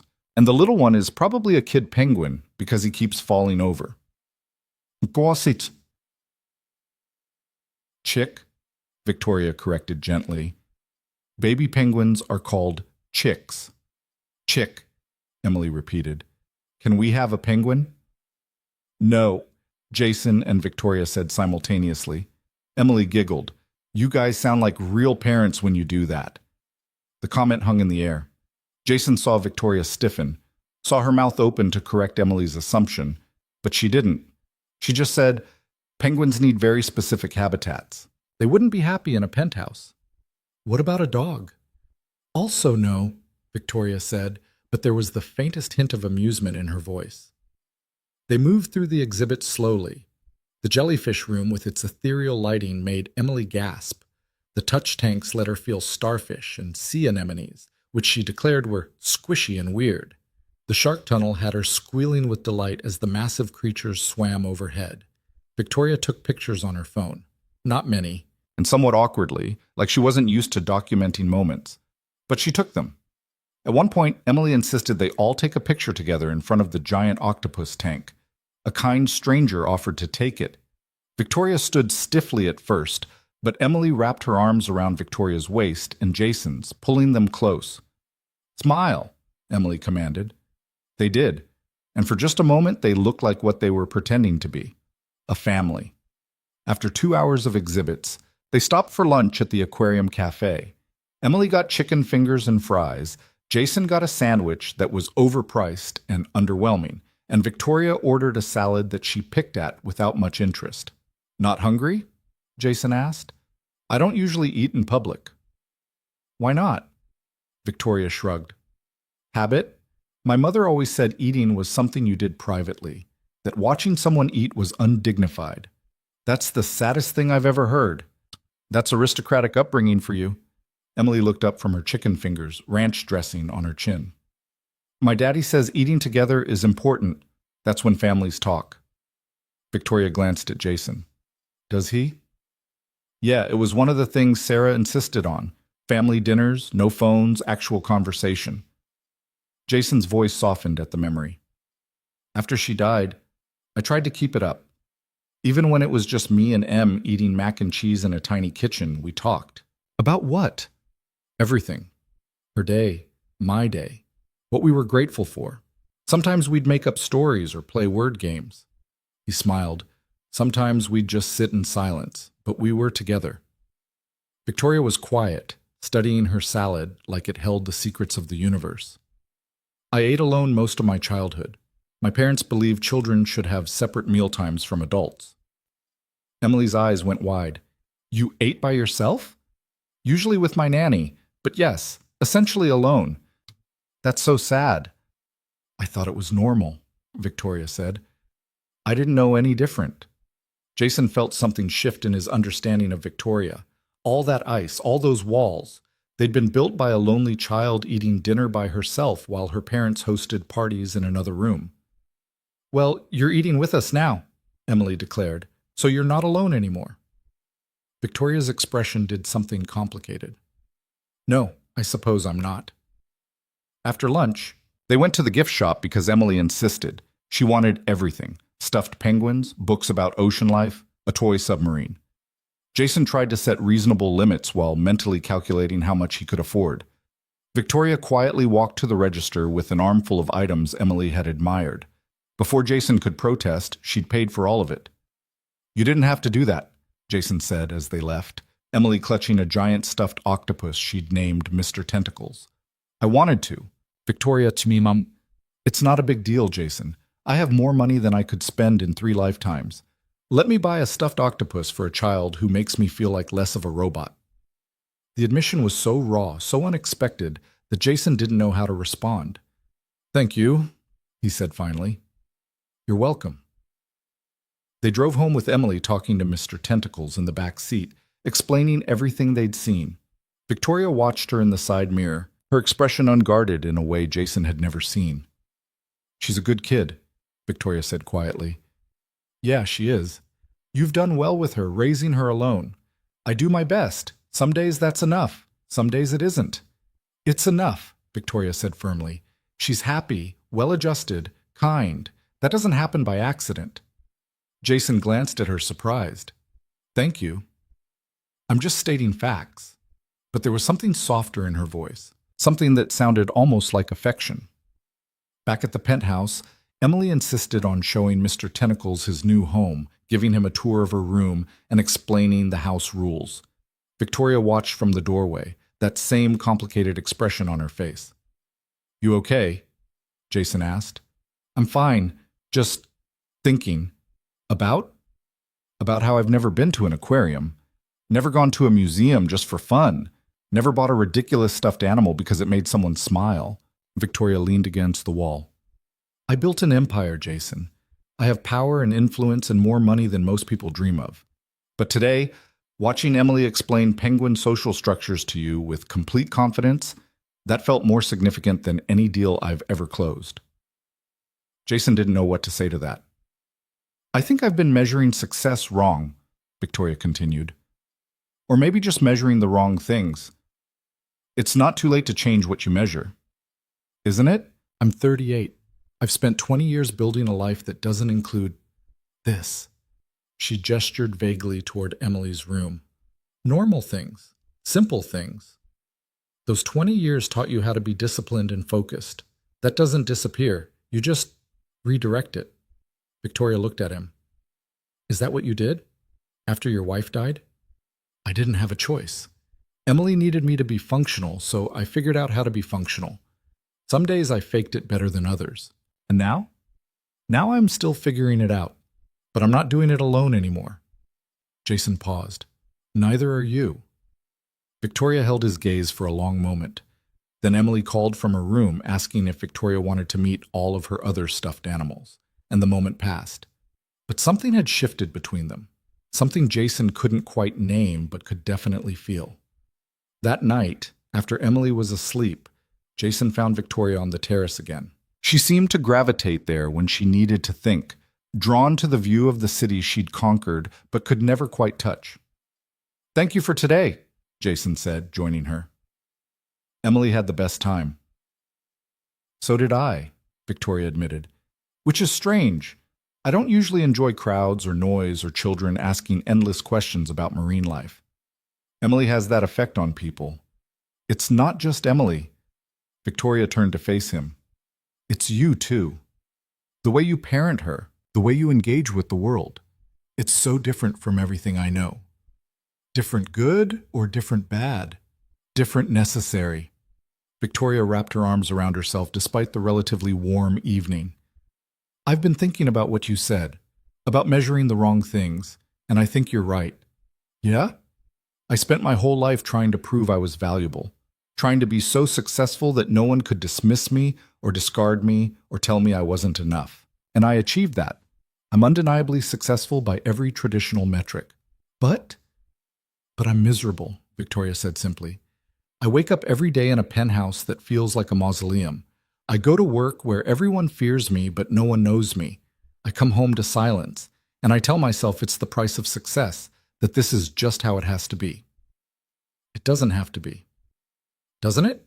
I've built my entire identity around being the Ice Empress. I don't know who I am without that armor." Jason stepped closer. So find out. You've got 2 years in this arrangement. Use them to figure out who Victoria is when she's not performing for a boardroom or a camera. And if there's nothing underneath the armor, there is. I've seen it. Victoria's laugh was bitter. When? When I awkwardly ask Emily about her day? When I buy overpriced stuffed animals? Those are just attempts at mimicking normal behavior. No, they're not. They're you trying, and trying is the most human thing there is. I don't feel human most of the time. I feel like I'm running a very sophisticated program designed to approximate human behavior. Jason grabbed her hand, surprising both of them. Your hand is shaking right now. That's not a program. That's fear. That's vulnerability. That's human. Victoria stared at their joined hands. I don't like being vulnerable. No one does. But it's the only way to connect with people. What if I don't know how? Then you learn. Same way Emily's learning multiplication, and I'm learning to navigate your world of galas and etiquette. Jason squeezed her hand gently. We're all just making it up as we go, Victoria. The difference is some people admit it, and some people pretend they have it all figured out. Victoria was quiet for a long time, her hand still in his. Finally, she said, I want to try to be better at this, not for the arrangement or the appearances or the board. For me. Okay? I don't know if I can. Okay. Victoria looked up at him, frustrated. Stop saying okay. What do you want me to say? That it'll be hard, that I'll probably fail, that changing who you've been for 38 years isn't something you can just decide to do on a Saturday night after a trip to the aquarium. It will be hard, Jason said. You probably will fail sometimes. And no, you can't change overnight. He smiled. But you can start. And starting is the hardest part. Victoria's eyes were bright with tears she'd never let fall. I don't cry. I know. I don't let people see me weak. I know that too. But right now I feel like I might fall apart. Jason pulled her into a hug without thinking. Victoria went rigid immediately, her body locked up like she'd forgotten how to accept comfort. Then slowly, she relaxed. Her arms came up around him, tentative and unsure. They stood like that for a long time, the city lights glittering around them, two people who'd started as a transaction discovering something that felt suspiciously like real. The following week, everything changed. It started Monday morning when Victoria walked into the kitchen for breakfast and actually sat down without being prompted. She asked Emily about her upcoming art project. She made small talk with Jason about his plans for the day. It was weird, but good weird. Tuesday. Victoria came home early and asked if she could help Emily with her homework. She turned out to be unexpectedly good at explaining math concepts, breaking them down with the same precision she used for business strategies. Wednesday, Victoria suggested they have dinner together. Not separately with Emily while she worked in her office, but all three of them at the table. They talked about Emily's day at school, about a presentation Jason was preparing for Victoria's staff meeting, about a movie Victoria had watched the night before.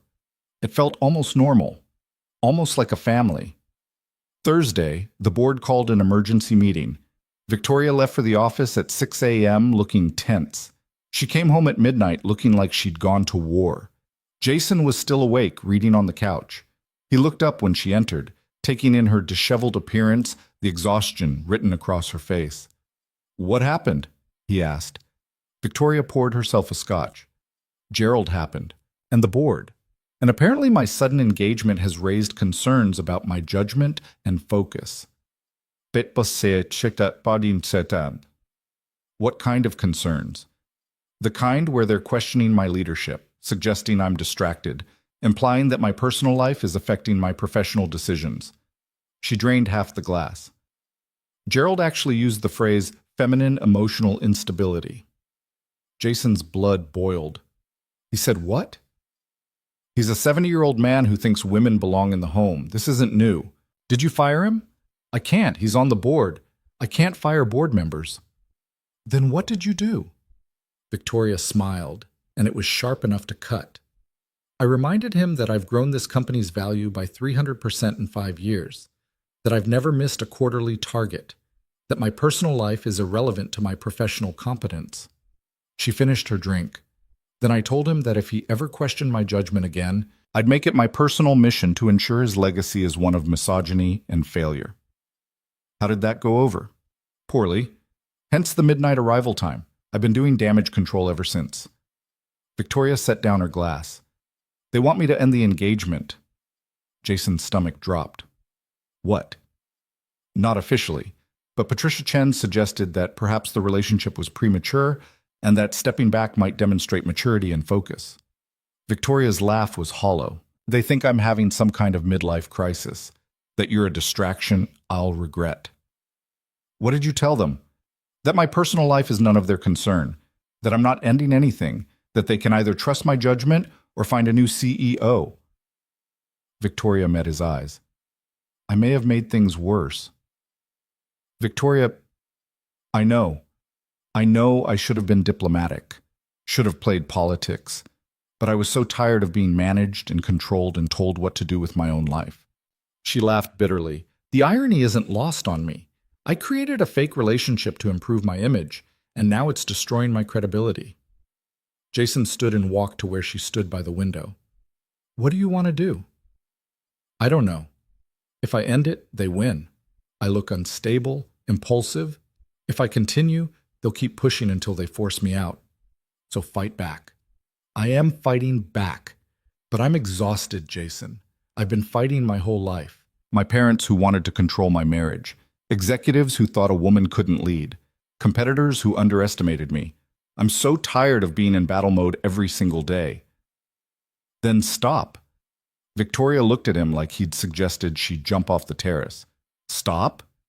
Stop fighting. Stop trying to prove yourself to people who will never be satisfied. Stop building your life around what they think. Jason took her hand. You said you wanted to change what you measure. Start by not measuring yourself against their expectations. That's easy to say, harder to do. Everything worth doing is hard. Victoria squeezed his hand. I don't know how to just stop caring what they think. You don't have to stop caring. Just stop letting it control you. They stood there, hands joined, the weight of the board's ultimatum hanging between them. I'm not ending this, Victoria said finally. The engagement, the arrangement, whatever this is, I'm not letting them dictate my choices. Even if it costs you your company, maybe the company isn't worth it if this is the price. Jason stared at her. This was Victoria Hale, who'd built her entire identity around her career, suggesting she might walk away from it.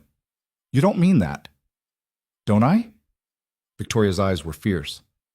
I spent today being told I'm too emotional, too distracted, too compromised by a relationship.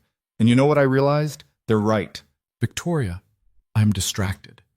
Because for the first time in my life, I have something worth being distracted by. I am emotional. Because I'm learning that emotions aren't weaknesses, they're just part of being alive. And I'm compromised, because I can't go back to being who I was before you and Emily moved in. Jason's heart hammered in his chest. What are you saying? I'm saying that this started as a transaction, a calculated move to fix my image and secure your future. But it's not that anymore. At least not for me.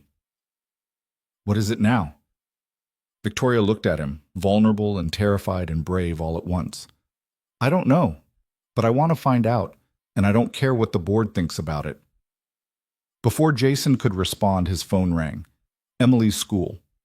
At midnight, his blood went cold. Hello? Mr. Cole? This is Riverside Academy's night security. Your daughter is fine, but there's been an incident. What kind of incident? Someone broke into the school, vandalized several classrooms. Emily's name was specifically targeted with some concerning messages. Jason felt the world tilt. What messages? Threats, sir, against her and her family. We've called the police. They'd like to speak with you. Jason's hand shook as he ended the call. Victoria was already grabbing her keys. What happened? She demanded. Someone broke into Emily's school, left threats about her. Victoria's expression went glacial. We're going. Now. They drove to the school in tense silence, arriving to find police cars and security vehicles everywhere. The principal met them at the door, her face grave. Mr. Cole, Miss Hale, thank you for coming so quickly. Where's my daughter? Jason demanded. Emily's fine. She wasn't here, obviously, but the vandalism was specifically targeting her. The principal led them to Emily's classroom. Someone had spray-painted messages across the walls. Gold digger's kid. Fake family. Go back where you came from. Jason felt sick. Victoria's hand found his, squeezing hard. Who did this? We don't know yet, the principal said, but given the specific nature of the threats and the timing, it's related to our engagement, Victoria finished. Someone who knows about us is targeting Emily. A detective approached. Miss Hale, I need to ask you some questions about potential suspects. Anyone who might have reason to harass you or your family? Half of Chicago's financial sector, Victoria said flatly. I've made a lot of enemies. Anyone specific? Recent conflicts? Victoria's jaw clenched. My board. Competitors. A woman named Caroline Westbrook who's been spreading rumors.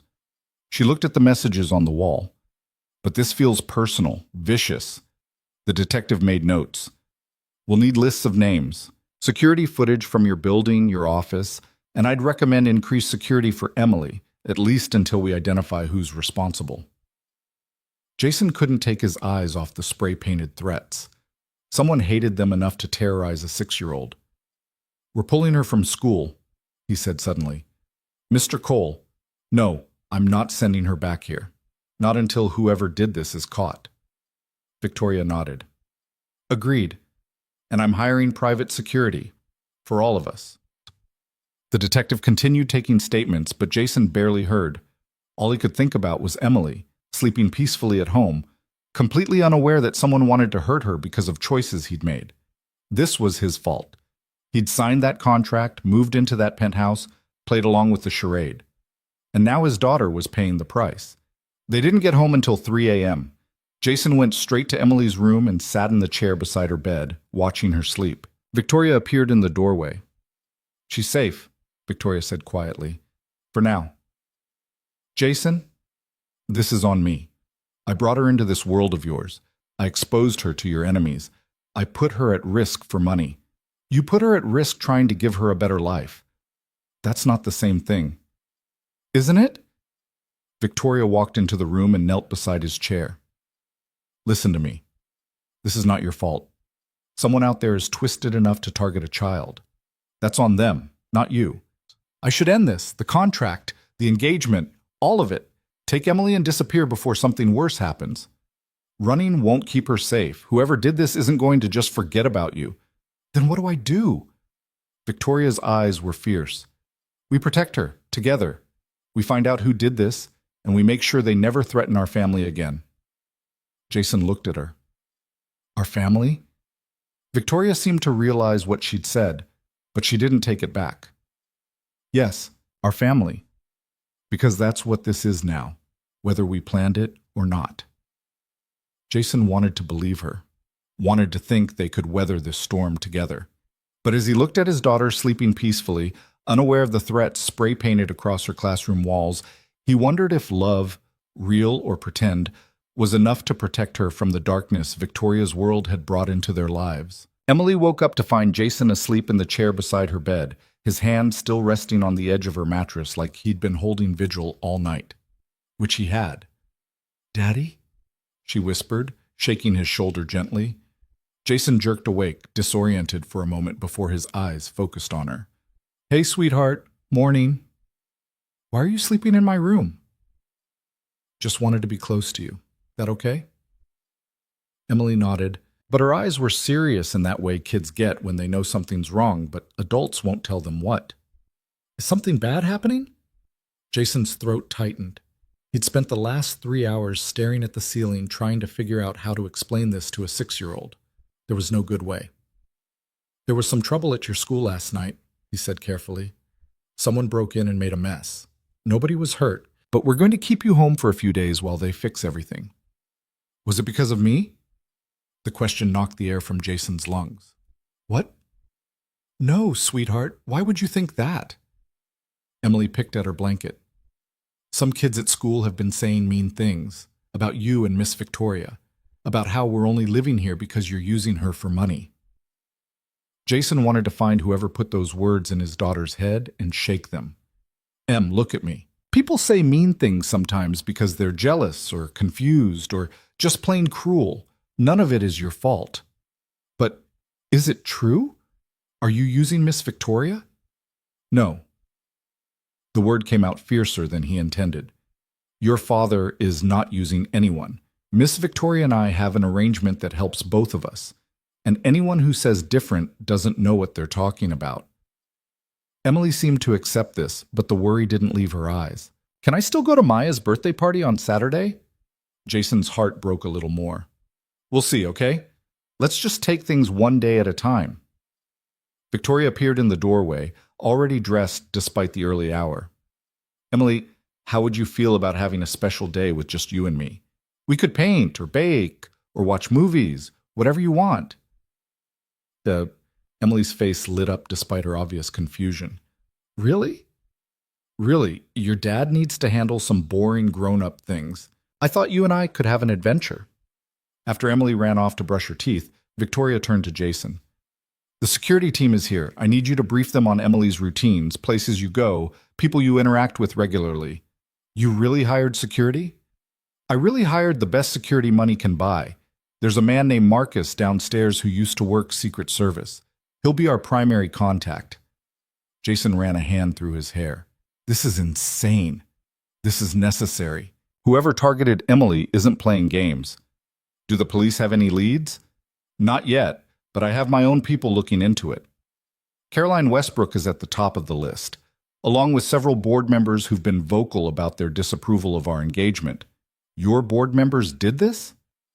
Probably not directly, but they might have mentioned their concerns to the wrong people, or hired someone to send a message. Victoria's expression was cold fury, barely contained. Either way, I'm going to find out who's responsible. And when I do, they're going to regret ever thinking they could threaten my family. There was that word again, family. Jason wanted to call her on it to ask what she meant, but now wasn't the time. I need to tell her the truth, he said instead. Emily deserves to know what's really happening. She's 6. She's smart. And she already knows something's wrong. If we lie to her, she'll imagine things that are worse than reality. Victoria considered this. What will you tell her? A version of the truth, that someone who doesn't like us very much tried to scare us, that we're being extra careful until the police find them, that she's safe. Is she safe? Jason looked at Victoria's fierce expression, at the determination in her eyes. Yeah, I think she is. The security briefing took 2 hours. Marcus was a wall of a man with intelligent eyes and a calm demeanor that somehow made everything feel more manageable. He asked detailed questions about their routines, potential threats, anyone who'd acted suspiciously in recent weeks. Jason mentioned Caroline Westbrook. Victoria added names from her business rivals. Marcus took notes and promised a comprehensive security plan by end of day. In the meantime, Marcus said, no one leaves the building without checking with me first. Miss Hale, I'll need access to your calendar. Mr. Cole, any trips outside the penthouse need to be pre-approved. And the young lady, Emily, she doesn't go anywhere without at least one of you and one of my team. She's going to hate this, Jason said. She's going to be alive, Victoria replied. That's what matters. After Marcus left, Jason found Victoria in her office, laptop open, expression grim. What are you looking at? Security footage from my building. Someone's been following us. She turned the screen. Grainy footage showed a figure in dark clothing and a baseball cap lingering near their parking garage entrance 3 separate times over the past week. Can you see their face? No. They're careful, but the police have the footage now. They're running it through facial recognition software, checking against known associates of my business rivals. Jason studied the footage. The figure was average height, average build. Could be anyone. This is really happening, he said quietly. Someone's actually stalking us. Yes. And you're not scared? Victoria's laugh was hollow. I'm terrified, but fear doesn't help Emily. Action does. Jason sat down across from her. When did you become a parent? What? You're thinking like a parent, prioritizing her safety over everything else, making decisions based on what she needs instead of what's convenient. Victoria looked uncomfortable. I'm just being practical. No, you're being protective. There's a difference. Don't read into it, Jason. Why not? You already called us your family, twice. Victoria's hands stilled on the keyboard. I was speaking colloquially. Were you? She met his eyes, and Jason saw the war happening behind them, the urge to shut down fighting against something else, something raw and real. I don't know, Victoria admitted finally. A month ago, you were my assistant, and Emily was a complication I hadn't anticipated. Now, when I think about something happening to either of you, I can't breathe. So no, Jason, I don't know what we are, but we're not nothing. Before Jason could respond, his phone rang. The detective. Mr. Cole, we've identified a suspect. Can you and Miss Hale come down to the station? They left Emily with Marcus and 2 other security personnel, both of whom looked like they could bench press a car. Emily seemed more excited about the bodyguards than worried, which Jason chose to take as a good sign. At the police station, the detective led them to a conference room where a photo was displayed on a screen. A man in his late 40s, thinning hair, unremarkable features. This is Derek Richardson, the detective said.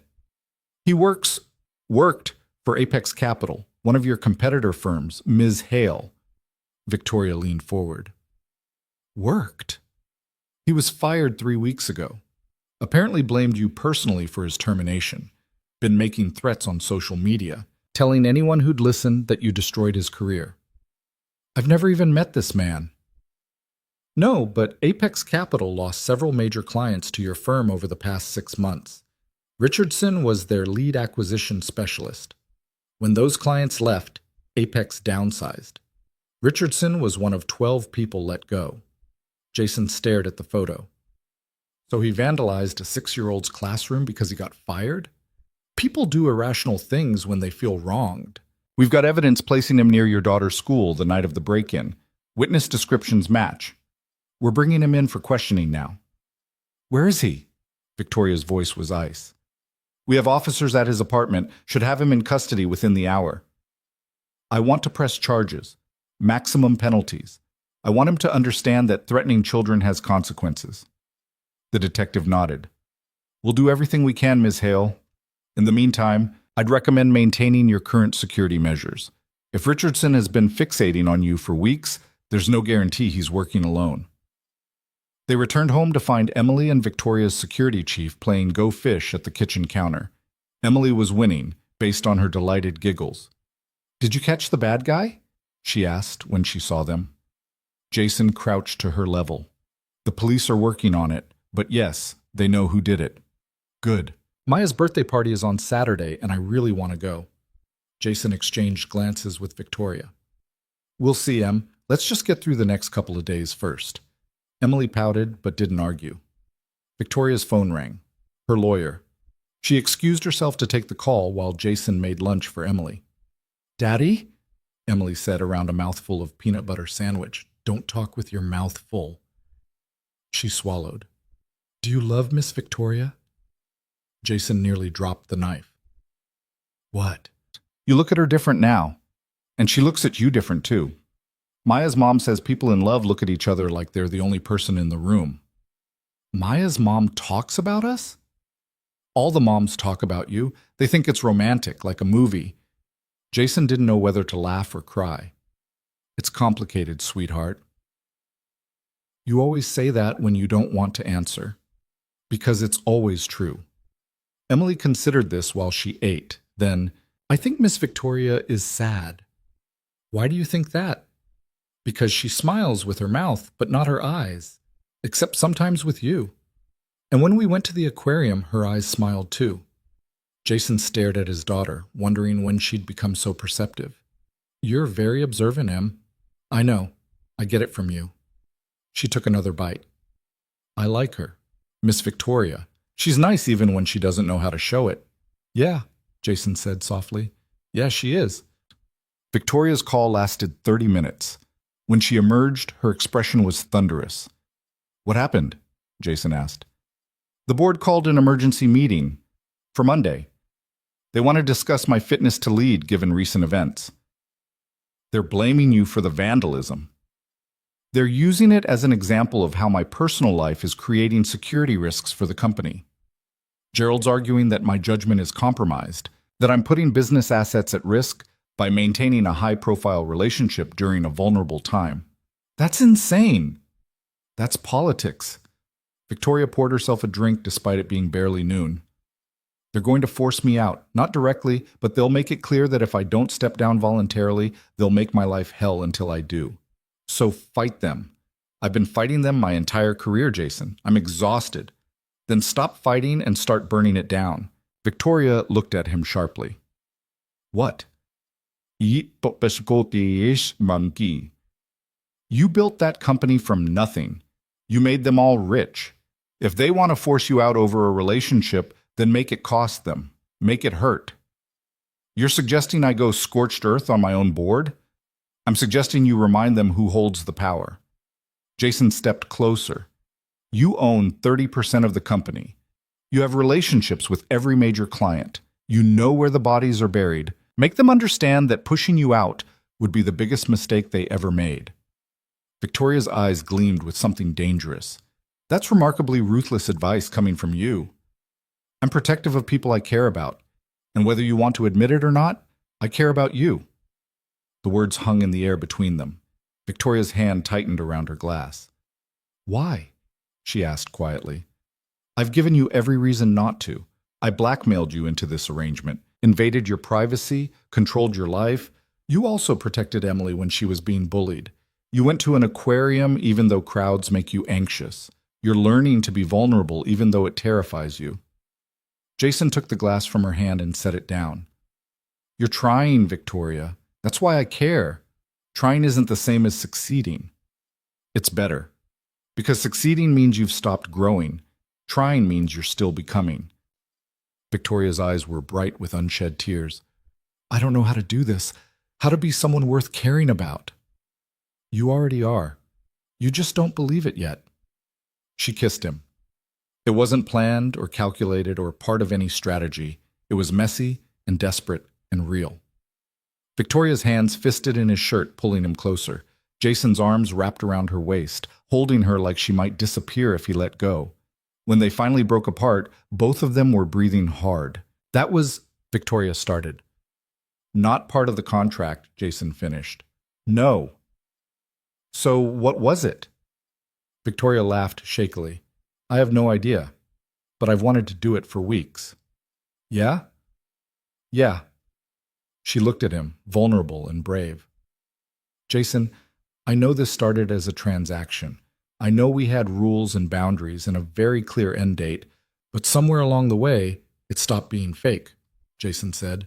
Yes. For me too. Victoria's smile was tremulous. So what do we do now?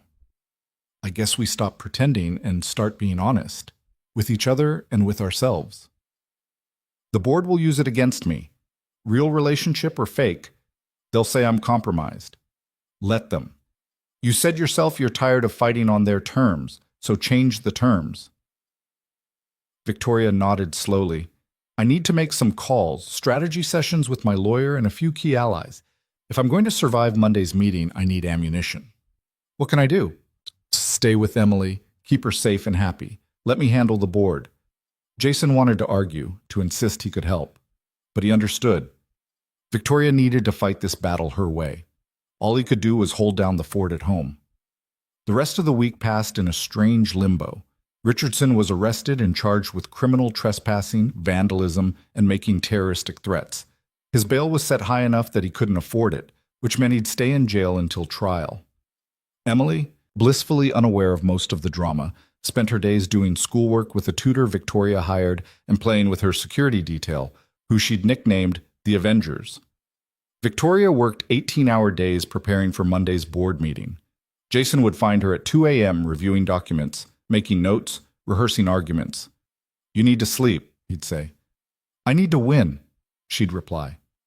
Friday night, Jason convinced her to take a break. They ordered pizza and watched a cartoon movie with Emily, all three of them squeezed onto the couch. Emily fell asleep halfway through, her head on Victoria's lap. Victoria stroked Emily's hair absently, her eyes on the screen but her mind clearly elsewhere. What are you thinking about? Jason asked quietly, that this feels more real than anything in my entire life. And that terrifies me. Why? Because real things can be lost. Transactions are safe. You know the terms, the duration, the exit strategy. But this? She gestured at Emily sleeping peacefully between them. This is uncharted territory. Yeah, it is. And you're okay with that? The uncertainty? Jason thought about his wife, about how he'd lost her without warning, about how he'd learned that certainty was an illusion anyway. I'm okay with trying, he said. That's all anyone can do. Victoria nodded, but she didn't look convinced. Monday morning arrived too quickly. Victoria was dressed by 5 a.m. in a power suit that looked like armor. She'd barely slept, sustained by coffee and determination. You've got this, Jason said as she gathered her briefcase. Do I? Yes, you're Victoria Hale. You've faced down hostile takeovers and market crashes. A board meeting is nothing. A board meeting where they're trying to force me out is something. Then make them regret it. Jason kissed her, quick and fierce. Show them why crossing you was the worst decision they ever made. Victoria's smile was sharp. Now you're speaking my language. She left, and Jason spent the morning anxiously checking his phone for updates. Nothing. Victoria was in the meeting, unreachable. At noon, Emily asked if they could bake cookies. Jason agreed, grateful for the distraction. They were covered in flour and chocolate chips when Jason's phone finally rang. How did it go? He asked without preamble. Victoria's voice was tight. I won. Barely. Gerald and 2 others resigned rather than back down. The rest voted to keep me on as CEO with a unanimous confidence vote. That's amazing. It came at a cost. I had to promise to be more transparent about my personal life, to bring you to board functions, to essentially prove that our relationship isn't affecting my judgment. So we're really doing this? Being public about being together? If you're willing, I know it wasn't part of the original contract. Forget the contract, Victoria. Do you want this? Actually want it? There was a long pause. Then, yes, I want this. I want you and Emily and family dinners and aquarium trips and all the messy, complicated things I've spent my life avoiding. Jason's chest felt tight. Then come home. We'll figure out the rest together. I'm on my way. Jason hung up and looked at Emily, who was licking chocolate chips off her fingers. Was that Miss Victoria? She asked. Yeah. Is she okay? She's better than okay. Emily grinned. Good. She should be happy. Happy looks better on her. Jason pulled his daughter into a flour-dusted hug. You're right, Em. It really does. Victoria arrived home an hour later looking exhausted but triumphant. Emily ran to greet her, leaving flowery handprints on Victoria's expensive suit. We made cookies, Emily announced. Want one? I would love one, Victoria said, and she sounded like she meant it. They sat at the kitchen counter eating warm chocolate chip cookies while Emily chattered about her day and Victoria slowly unwound from battle mode. I'm proud of you, Jason said quietly, while Emily ran to get milk. For what? Barely surviving a board meeting? For fighting for what you want instead of just accepting what they tell you you deserve. Victoria looked at him, and her eyes were soft in a way he'd never seen. I learned that from you, from watching you fight for Emily every single day. I'm her father. It's what I'm supposed to do. And that's what makes it remarkable. You show up even when it's hard, even when you're exhausted, even when you have every reason to quit. Victoria took his hand. You make me want to be that kind of person too. You already are. No, but I'm becoming her, and that's because of you. Emily returned with milk for everyone, oblivious to the moment she'd interrupted. They finished their cookies, and Emily insisted on showing Victoria the dance she'd learned from a video. Jason watched Victoria attempt to follow along with Emily's choreography, her movements stiff and self-conscious but genuine. Emily giggled and corrected her form, completely comfortable bossing around a billionaire CEO. And Victoria took the corrections with grace, laughing at herself, trying again. This was real, Jason realized, not the contract or the arrangement or the performance for cameras and boards and gossip columnists. This, right here, Victoria dancing badly in their kitchen while Emily cheered her on. This was real. That night, after Emily was asleep, Jason and Victoria sat on the terrace. It was cold, November settling into Chicago with bitter winds, but neither of them wanted to go inside. "So what happens now?" Victoria asked. "The contract technically has 18 months left. Do we just ignore it?" "I think we throw it out," Jason said. "Start over with something real. I've never done real before." "Neither have I. Not since Sarah." Victoria looked at him. "Are you ready for that? To try again?" "I don't know, but I know I want to try with you. Even though I'm difficult and controlling and terrible at expressing emotions?" "Even though." Jason smiled. "Besides, you're getting better at the emotions thing. Only because you're patient enough to deal with my learning curve. That's what people do when they care about each other. They're patient. They grow together." Victoria leaned her head on his shoulder, a gesture that would have been unthinkable 2 months ago. "I'm glad you answered my message that morning when I asked you to my office. I'm glad you asked, even if it was the craziest proposition I'd ever heard. It worked out, though." "Yeah," Jason said, wrapping his arm around her. "Yeah, it really did." They sat like that until the cold drove them inside, two people who'd started as a transaction and somehow found something worth more than any contract could define, something that looked a lot like love. The explosion happened 3 days later. Not a literal explosion, though the fallout felt just as destructive. A reporter from a national news outlet published an expose with a headline that made Jason's blood run cold. "The Billionaire's Contract Marriage. Inside Victoria Hale's Fake Engagement Scandal." The article had everything: contract details, bank transfers, email exchanges between Victoria and her lawyers, anonymous quotes from sources close to the situation, describing the arrangement as a calculated business move designed to soften Victoria's image. Someone had leaked the contract. Jason found out when his phone started ringing at 6 in the morning. His old friend Marcus, his cousin in Ohio, people he hadn't spoken to in years, all wanting to know if it was true. He stumbled into the kitchen to find Victoria already there, staring at her laptop with an expression of barely controlled fury. "You've seen it," she said. Not a question. "Yeah." "I'm sorry." Jason laughed bitterly. "You're sorry?" "Victoria, this is a disaster. I know. The whole world knows we've been lying. They know Emily's been living in the middle of a fake relationship. They know everything." "I know." Victoria's voice cracked. "I know, Jason. I'm trying to figure out who leaked it. Does it matter? The damage is done." Emily appeared in the doorway, clutching Mr. Tentacles, her eyes wide. "Why are you yelling?" Jason's anger deflated instantly. "We're not yelling, sweetheart. We're just having a discussion." "It sounds like yelling." Emily's lower lip trembled. "Are you mad at Miss Victoria?" "No, I'm just—" Jason stopped, looking at his daughter's frightened face. "I'm just frustrated, but not at her." Emily didn't look convinced. She ran back to her room, slamming the door. Jason dropped his head into his hands. "This is exactly what I was afraid of." Victoria stood, her movements jerky with tension. "I'm calling my legal team. Whoever leaked this violated multiple NDAs. They'll pay for it. That won't undo the story. No, but it might stop the bleeding." "Victoria, there is no stopping this. We're front page news. Every outlet in the country is running the story. Our fake engagement is probably trending on social media right now." He was right. Within an hour, they were the #1 trending topic. The reactions were brutal. Some people expressed sympathy, understanding that business deals happened all the time. Most were vicious, calling Victoria a manipulative sociopath and Jason a gold-digging opportunist. Emily was mentioned in nearly every article, described as the innocent child caught in the crossfire of adult deception. Jason's phone wouldn't stop ringing. Victoria's office was in chaos. The board was demanding emergency meetings. Clients were calling, asking for clarification. The media had set up camp outside their building.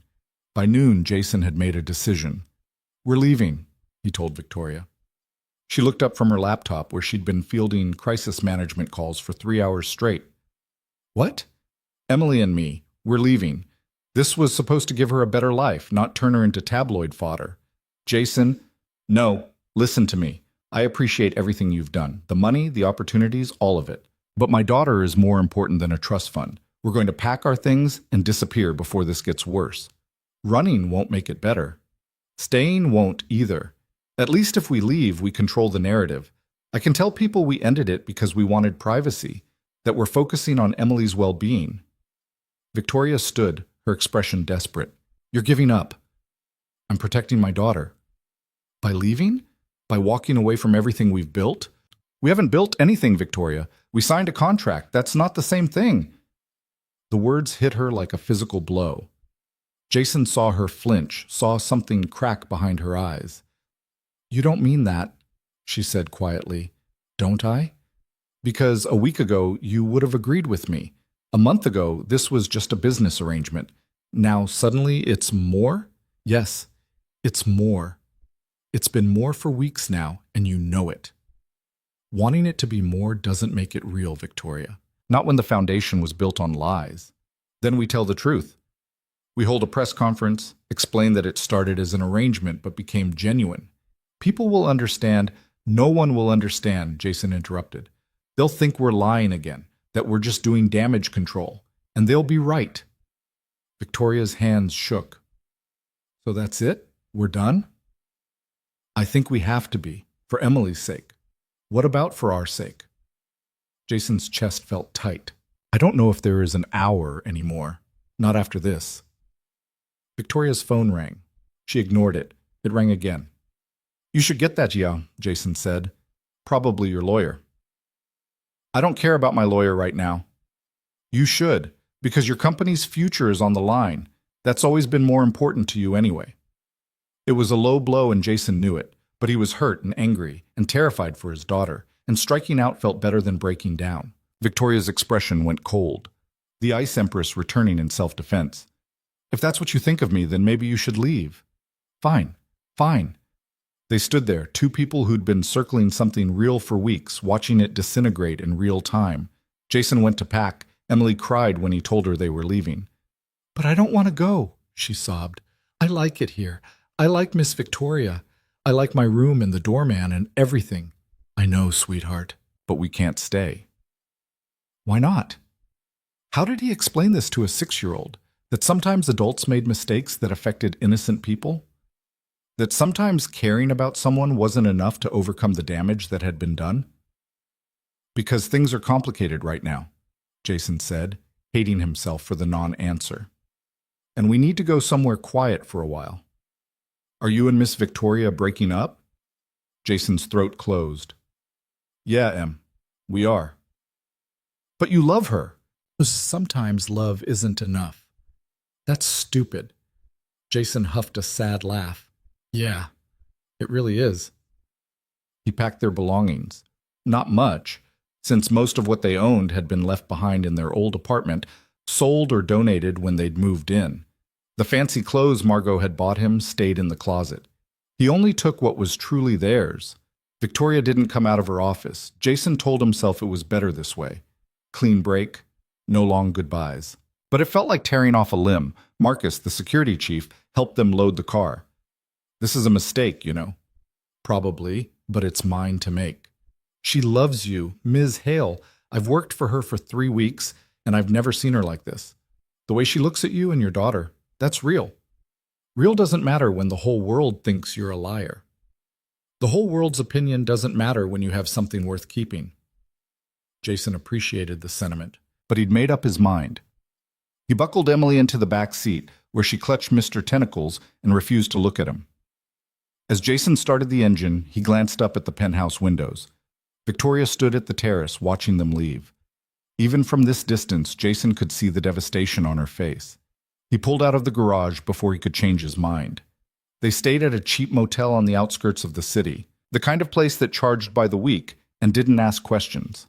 It was a stark contrast to the penthouse. Thin walls, rattling air conditioning, questionable stains on the carpet. But it was anonymous, safe from reporters and cameras and the judgment of strangers. Emily barely spoke to him for 2 days.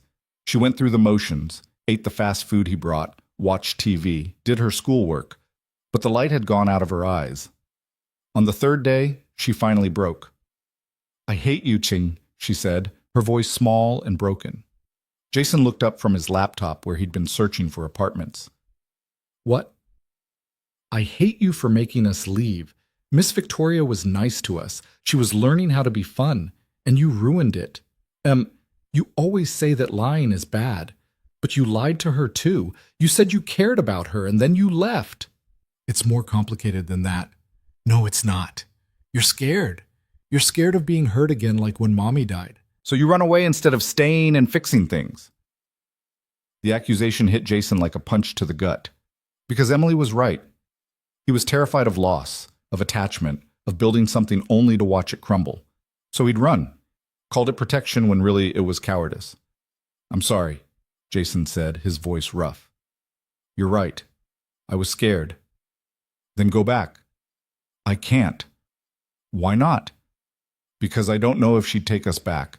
I don't know if the damage can be fixed. Emily crossed her arms, looking remarkably like Victoria in that moment. You won't know unless you try. That night, Jason couldn't sleep. He lay on the lumpy motel bed, listening to Emily breathe in the bed next to his, and thought about everything they'd lost. Not the money or the penthouse or the fancy clothes. Those were things. Replaceable. But Victoria, the way she smiled when Emily asked her questions, the vulnerability in her eyes when she admitted she didn't know how to be vulnerable, the fierce protectiveness she'd shown when Emily was threatened, that was irreplaceable. Jason pulled out his phone and opened his photos. There was the picture from the aquarium, all three of them smiling in front of the octopus tank. Emily between them, arms around both their waists.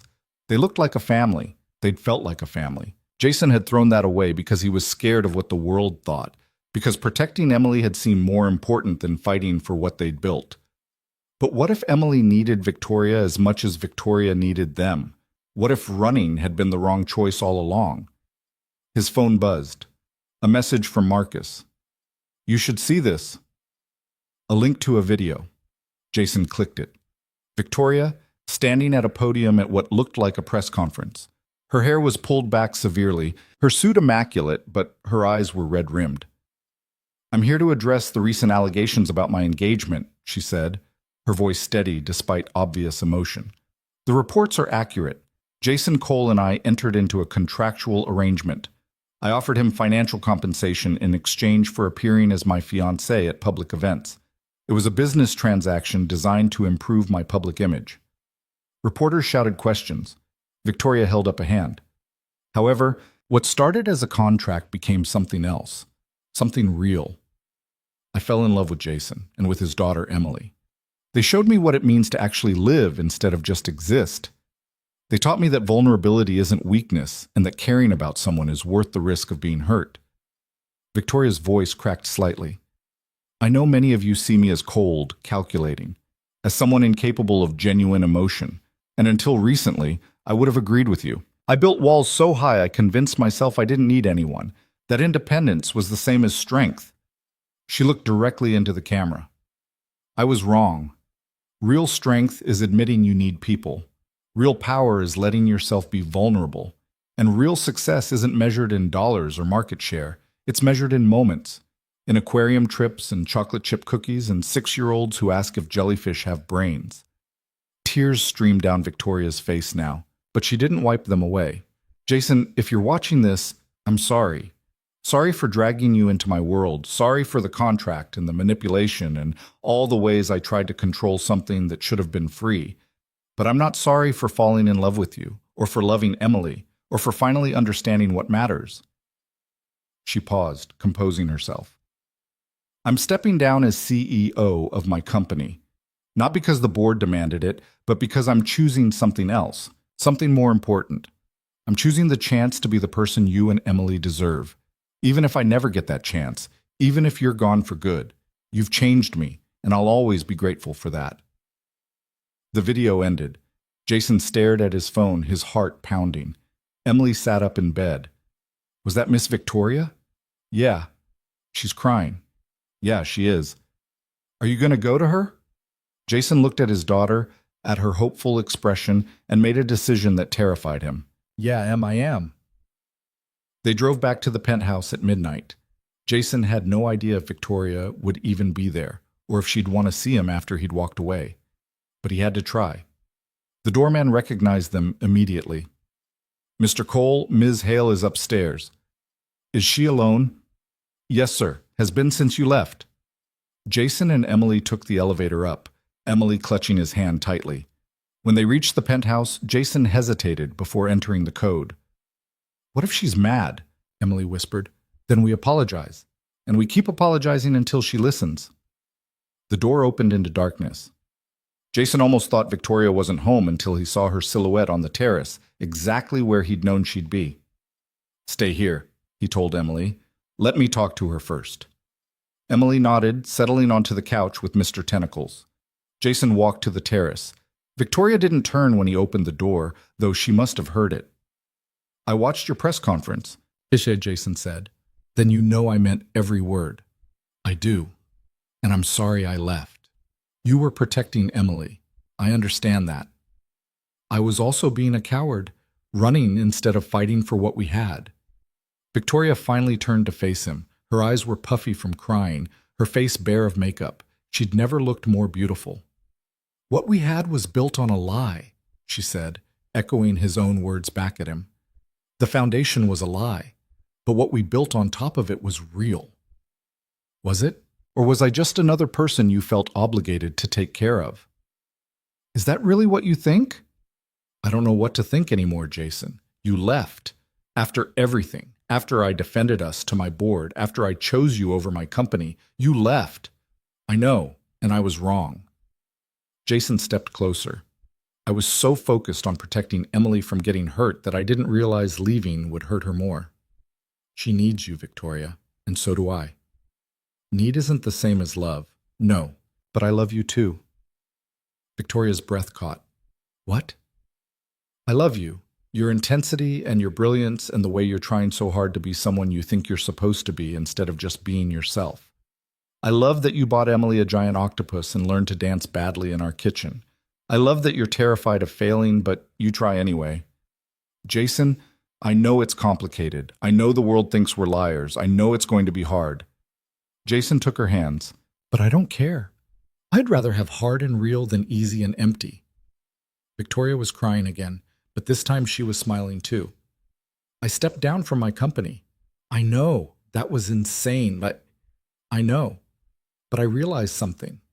I spent 20 years building an empire because I thought that was the only way to prove I mattered, that I was enough. But you and Emily, you make me feel like I matter just by being myself. That's worth more than any company. You can have both. The company and us. No, I can't. Not the way I was running it. Victoria squeezed his hands. I'm staying on as a consultant, major decisions only, but someone else is running day-to-day operations. I'm finally putting my life before my work. What will you do instead? I don't know yet. Maybe philanthropy, maybe teaching, maybe just being present for the people I love. She looked at him. I'm choosing us, Jason, if you'll have me. Always. Jason pulled her close, kissing her like he should have weeks ago, like he'd wanted to since that first breakfast when she'd awkwardly asked Emily about her drawings. When they finally broke apart, Emily was standing in the doorway, grinning. Does this mean we're staying? She asked. Victoria laughed, wiping her tears. If you want to. If you'll forgive me for being so bad at this whole family thing. Emily ran to them, wrapping her arms around both their waists. You're getting better at it. And Daddy says practice makes perfect. I don't know about perfect, Victoria said, kneeling to Emily's level, but I promise to keep trying, to keep learning, to be the person you both deserve. You already are, Emily said seriously. You just have to believe it. Victoria pulled Emily into a hug, then looked up at Jason over her head. When did she get so wise? She's 6 going on 30, Jason said. It's terrifying. They moved back in the next day. Not because they had to, but because they wanted to. Because the penthouse had stopped being Victoria's space and become their home. The media frenzy continued for weeks. Reporters camped outside. Tabloids ran wild speculation. Social media had opinions ranging from sympathetic to vicious. But inside the penthouse, they built something real. Victoria learned to cook, badly at first, but improving with practice. Emily taught her how to braid hair, an exercise in patience that Victoria approached with the same focus she'd once brought to corporate mergers. Jason helped Victoria navigate the strange world of being present, of not checking her phone during dinner, of measuring success in laughter instead of profits. It wasn't smooth.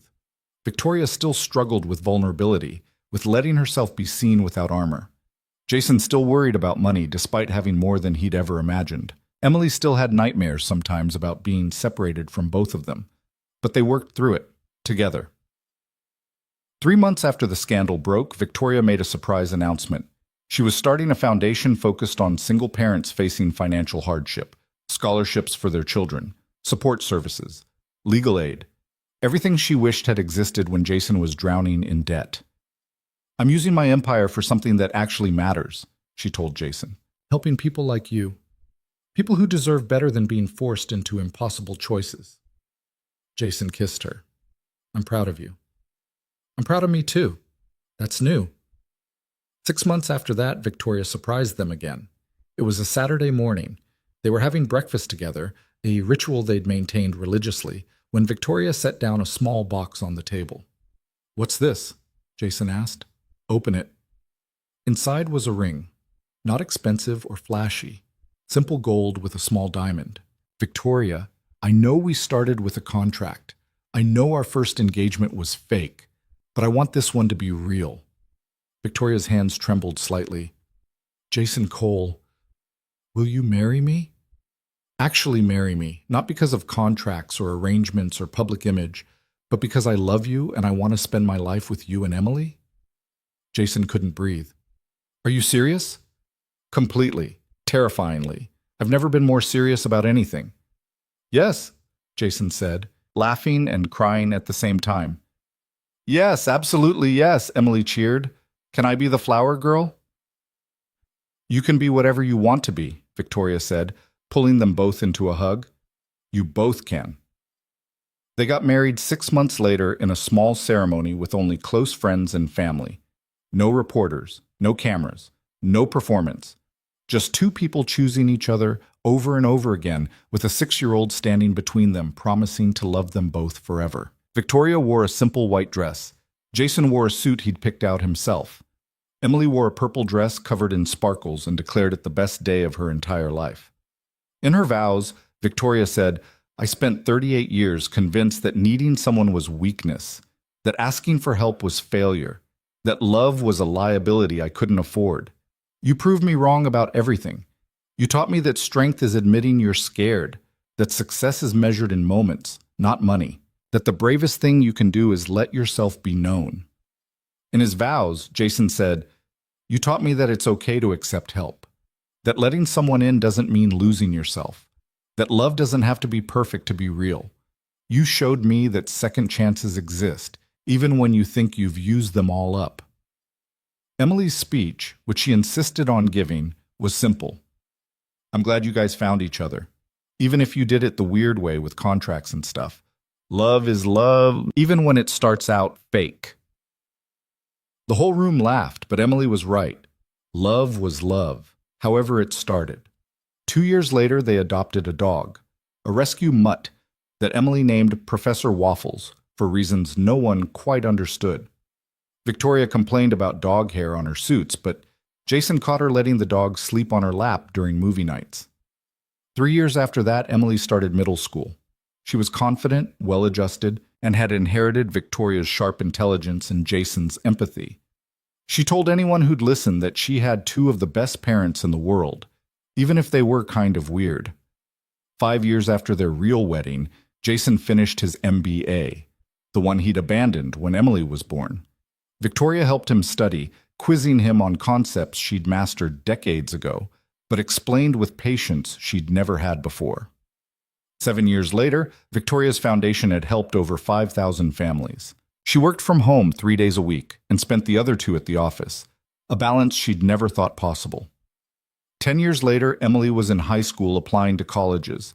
She wrote her essay about watching two people learn to be vulnerable with each other, about how her father and mother, because that's what Victoria was, in every way that mattered, had shown her that it's never too late to become who you're meant to be. On their 10-year anniversary, Jason and Victoria sat on their terrace, not the penthouse terrace, They'd moved to a house with a yard for Professor Waffles and looked back at the journey that had brought them here. Do you ever regret it? Victoria asked. The contract. How we started. No? Do you? Not even a little. It was the best terrible decision I ever made. Jason laughed. I think that's the most romantic thing you've ever said to me. I've said much more romantic things. Have you? Victoria counted on her fingers. I said I loved you before I stepped down from my company. I proposed. I vowed to spend my life with you in front of actual witnesses. Okay, fair. But the best terrible decision line is still pretty good. They sat in comfortable silence, the kind that comes from years of knowing someone completely. You know what I realized? Victoria said eventually. What? Marcus was right. At the gala, when he said I had everything except someone who loved me, he was wrong. How so? I didn't have everything. I had an empire built on fear and control and isolation. I had money and power and influence. But I didn't have a life. Victoria took Jason's hand. You gave me that. A life worth living. We gave each other that, Jason corrected. I was drowning when you offered me that contract. Drowning in debt and responsibility and grief I hadn't processed. You threw me a lifeline even if you didn't mean to. So we saved each other. Yeah, I guess we did. Emily came outside, now 17 and somehow both a child and an adult simultaneously. Are you guys being sappy again? Always, Victoria said without shame. Emily rolled her eyes, but she was smiling. Well, stop being sappy and help me with my college essay. I'm trying to explain how watching you two taught me about vulnerability, but it's coming out weird. Victoria and Jason exchanged glances. What did we teach you about vulnerability? Jason asked. Emily sat down between them, like she had 1,000 times before. That it's scary but necessary, that you can be strong and still need people, that admitting you're wrong is braver than pretending you're right. She paused. And that sometimes the best things in life start as mistakes. We weren't a mistake, Victoria said. You were a contract that became real. That's kind of like a beautiful mistake. Jason laughed. I can't argue with that. They helped Emily with her essay, the three of them working together like they'd done for a decade. A family built on an unlikely foundation but solid nonetheless, because that's what they'd learned, all three of them. That love doesn't require a perfect beginning, that families can be chosen as much as born, that vulnerability is strength and asking for help is courage, and admitting you need someone is the bravest thing you can do.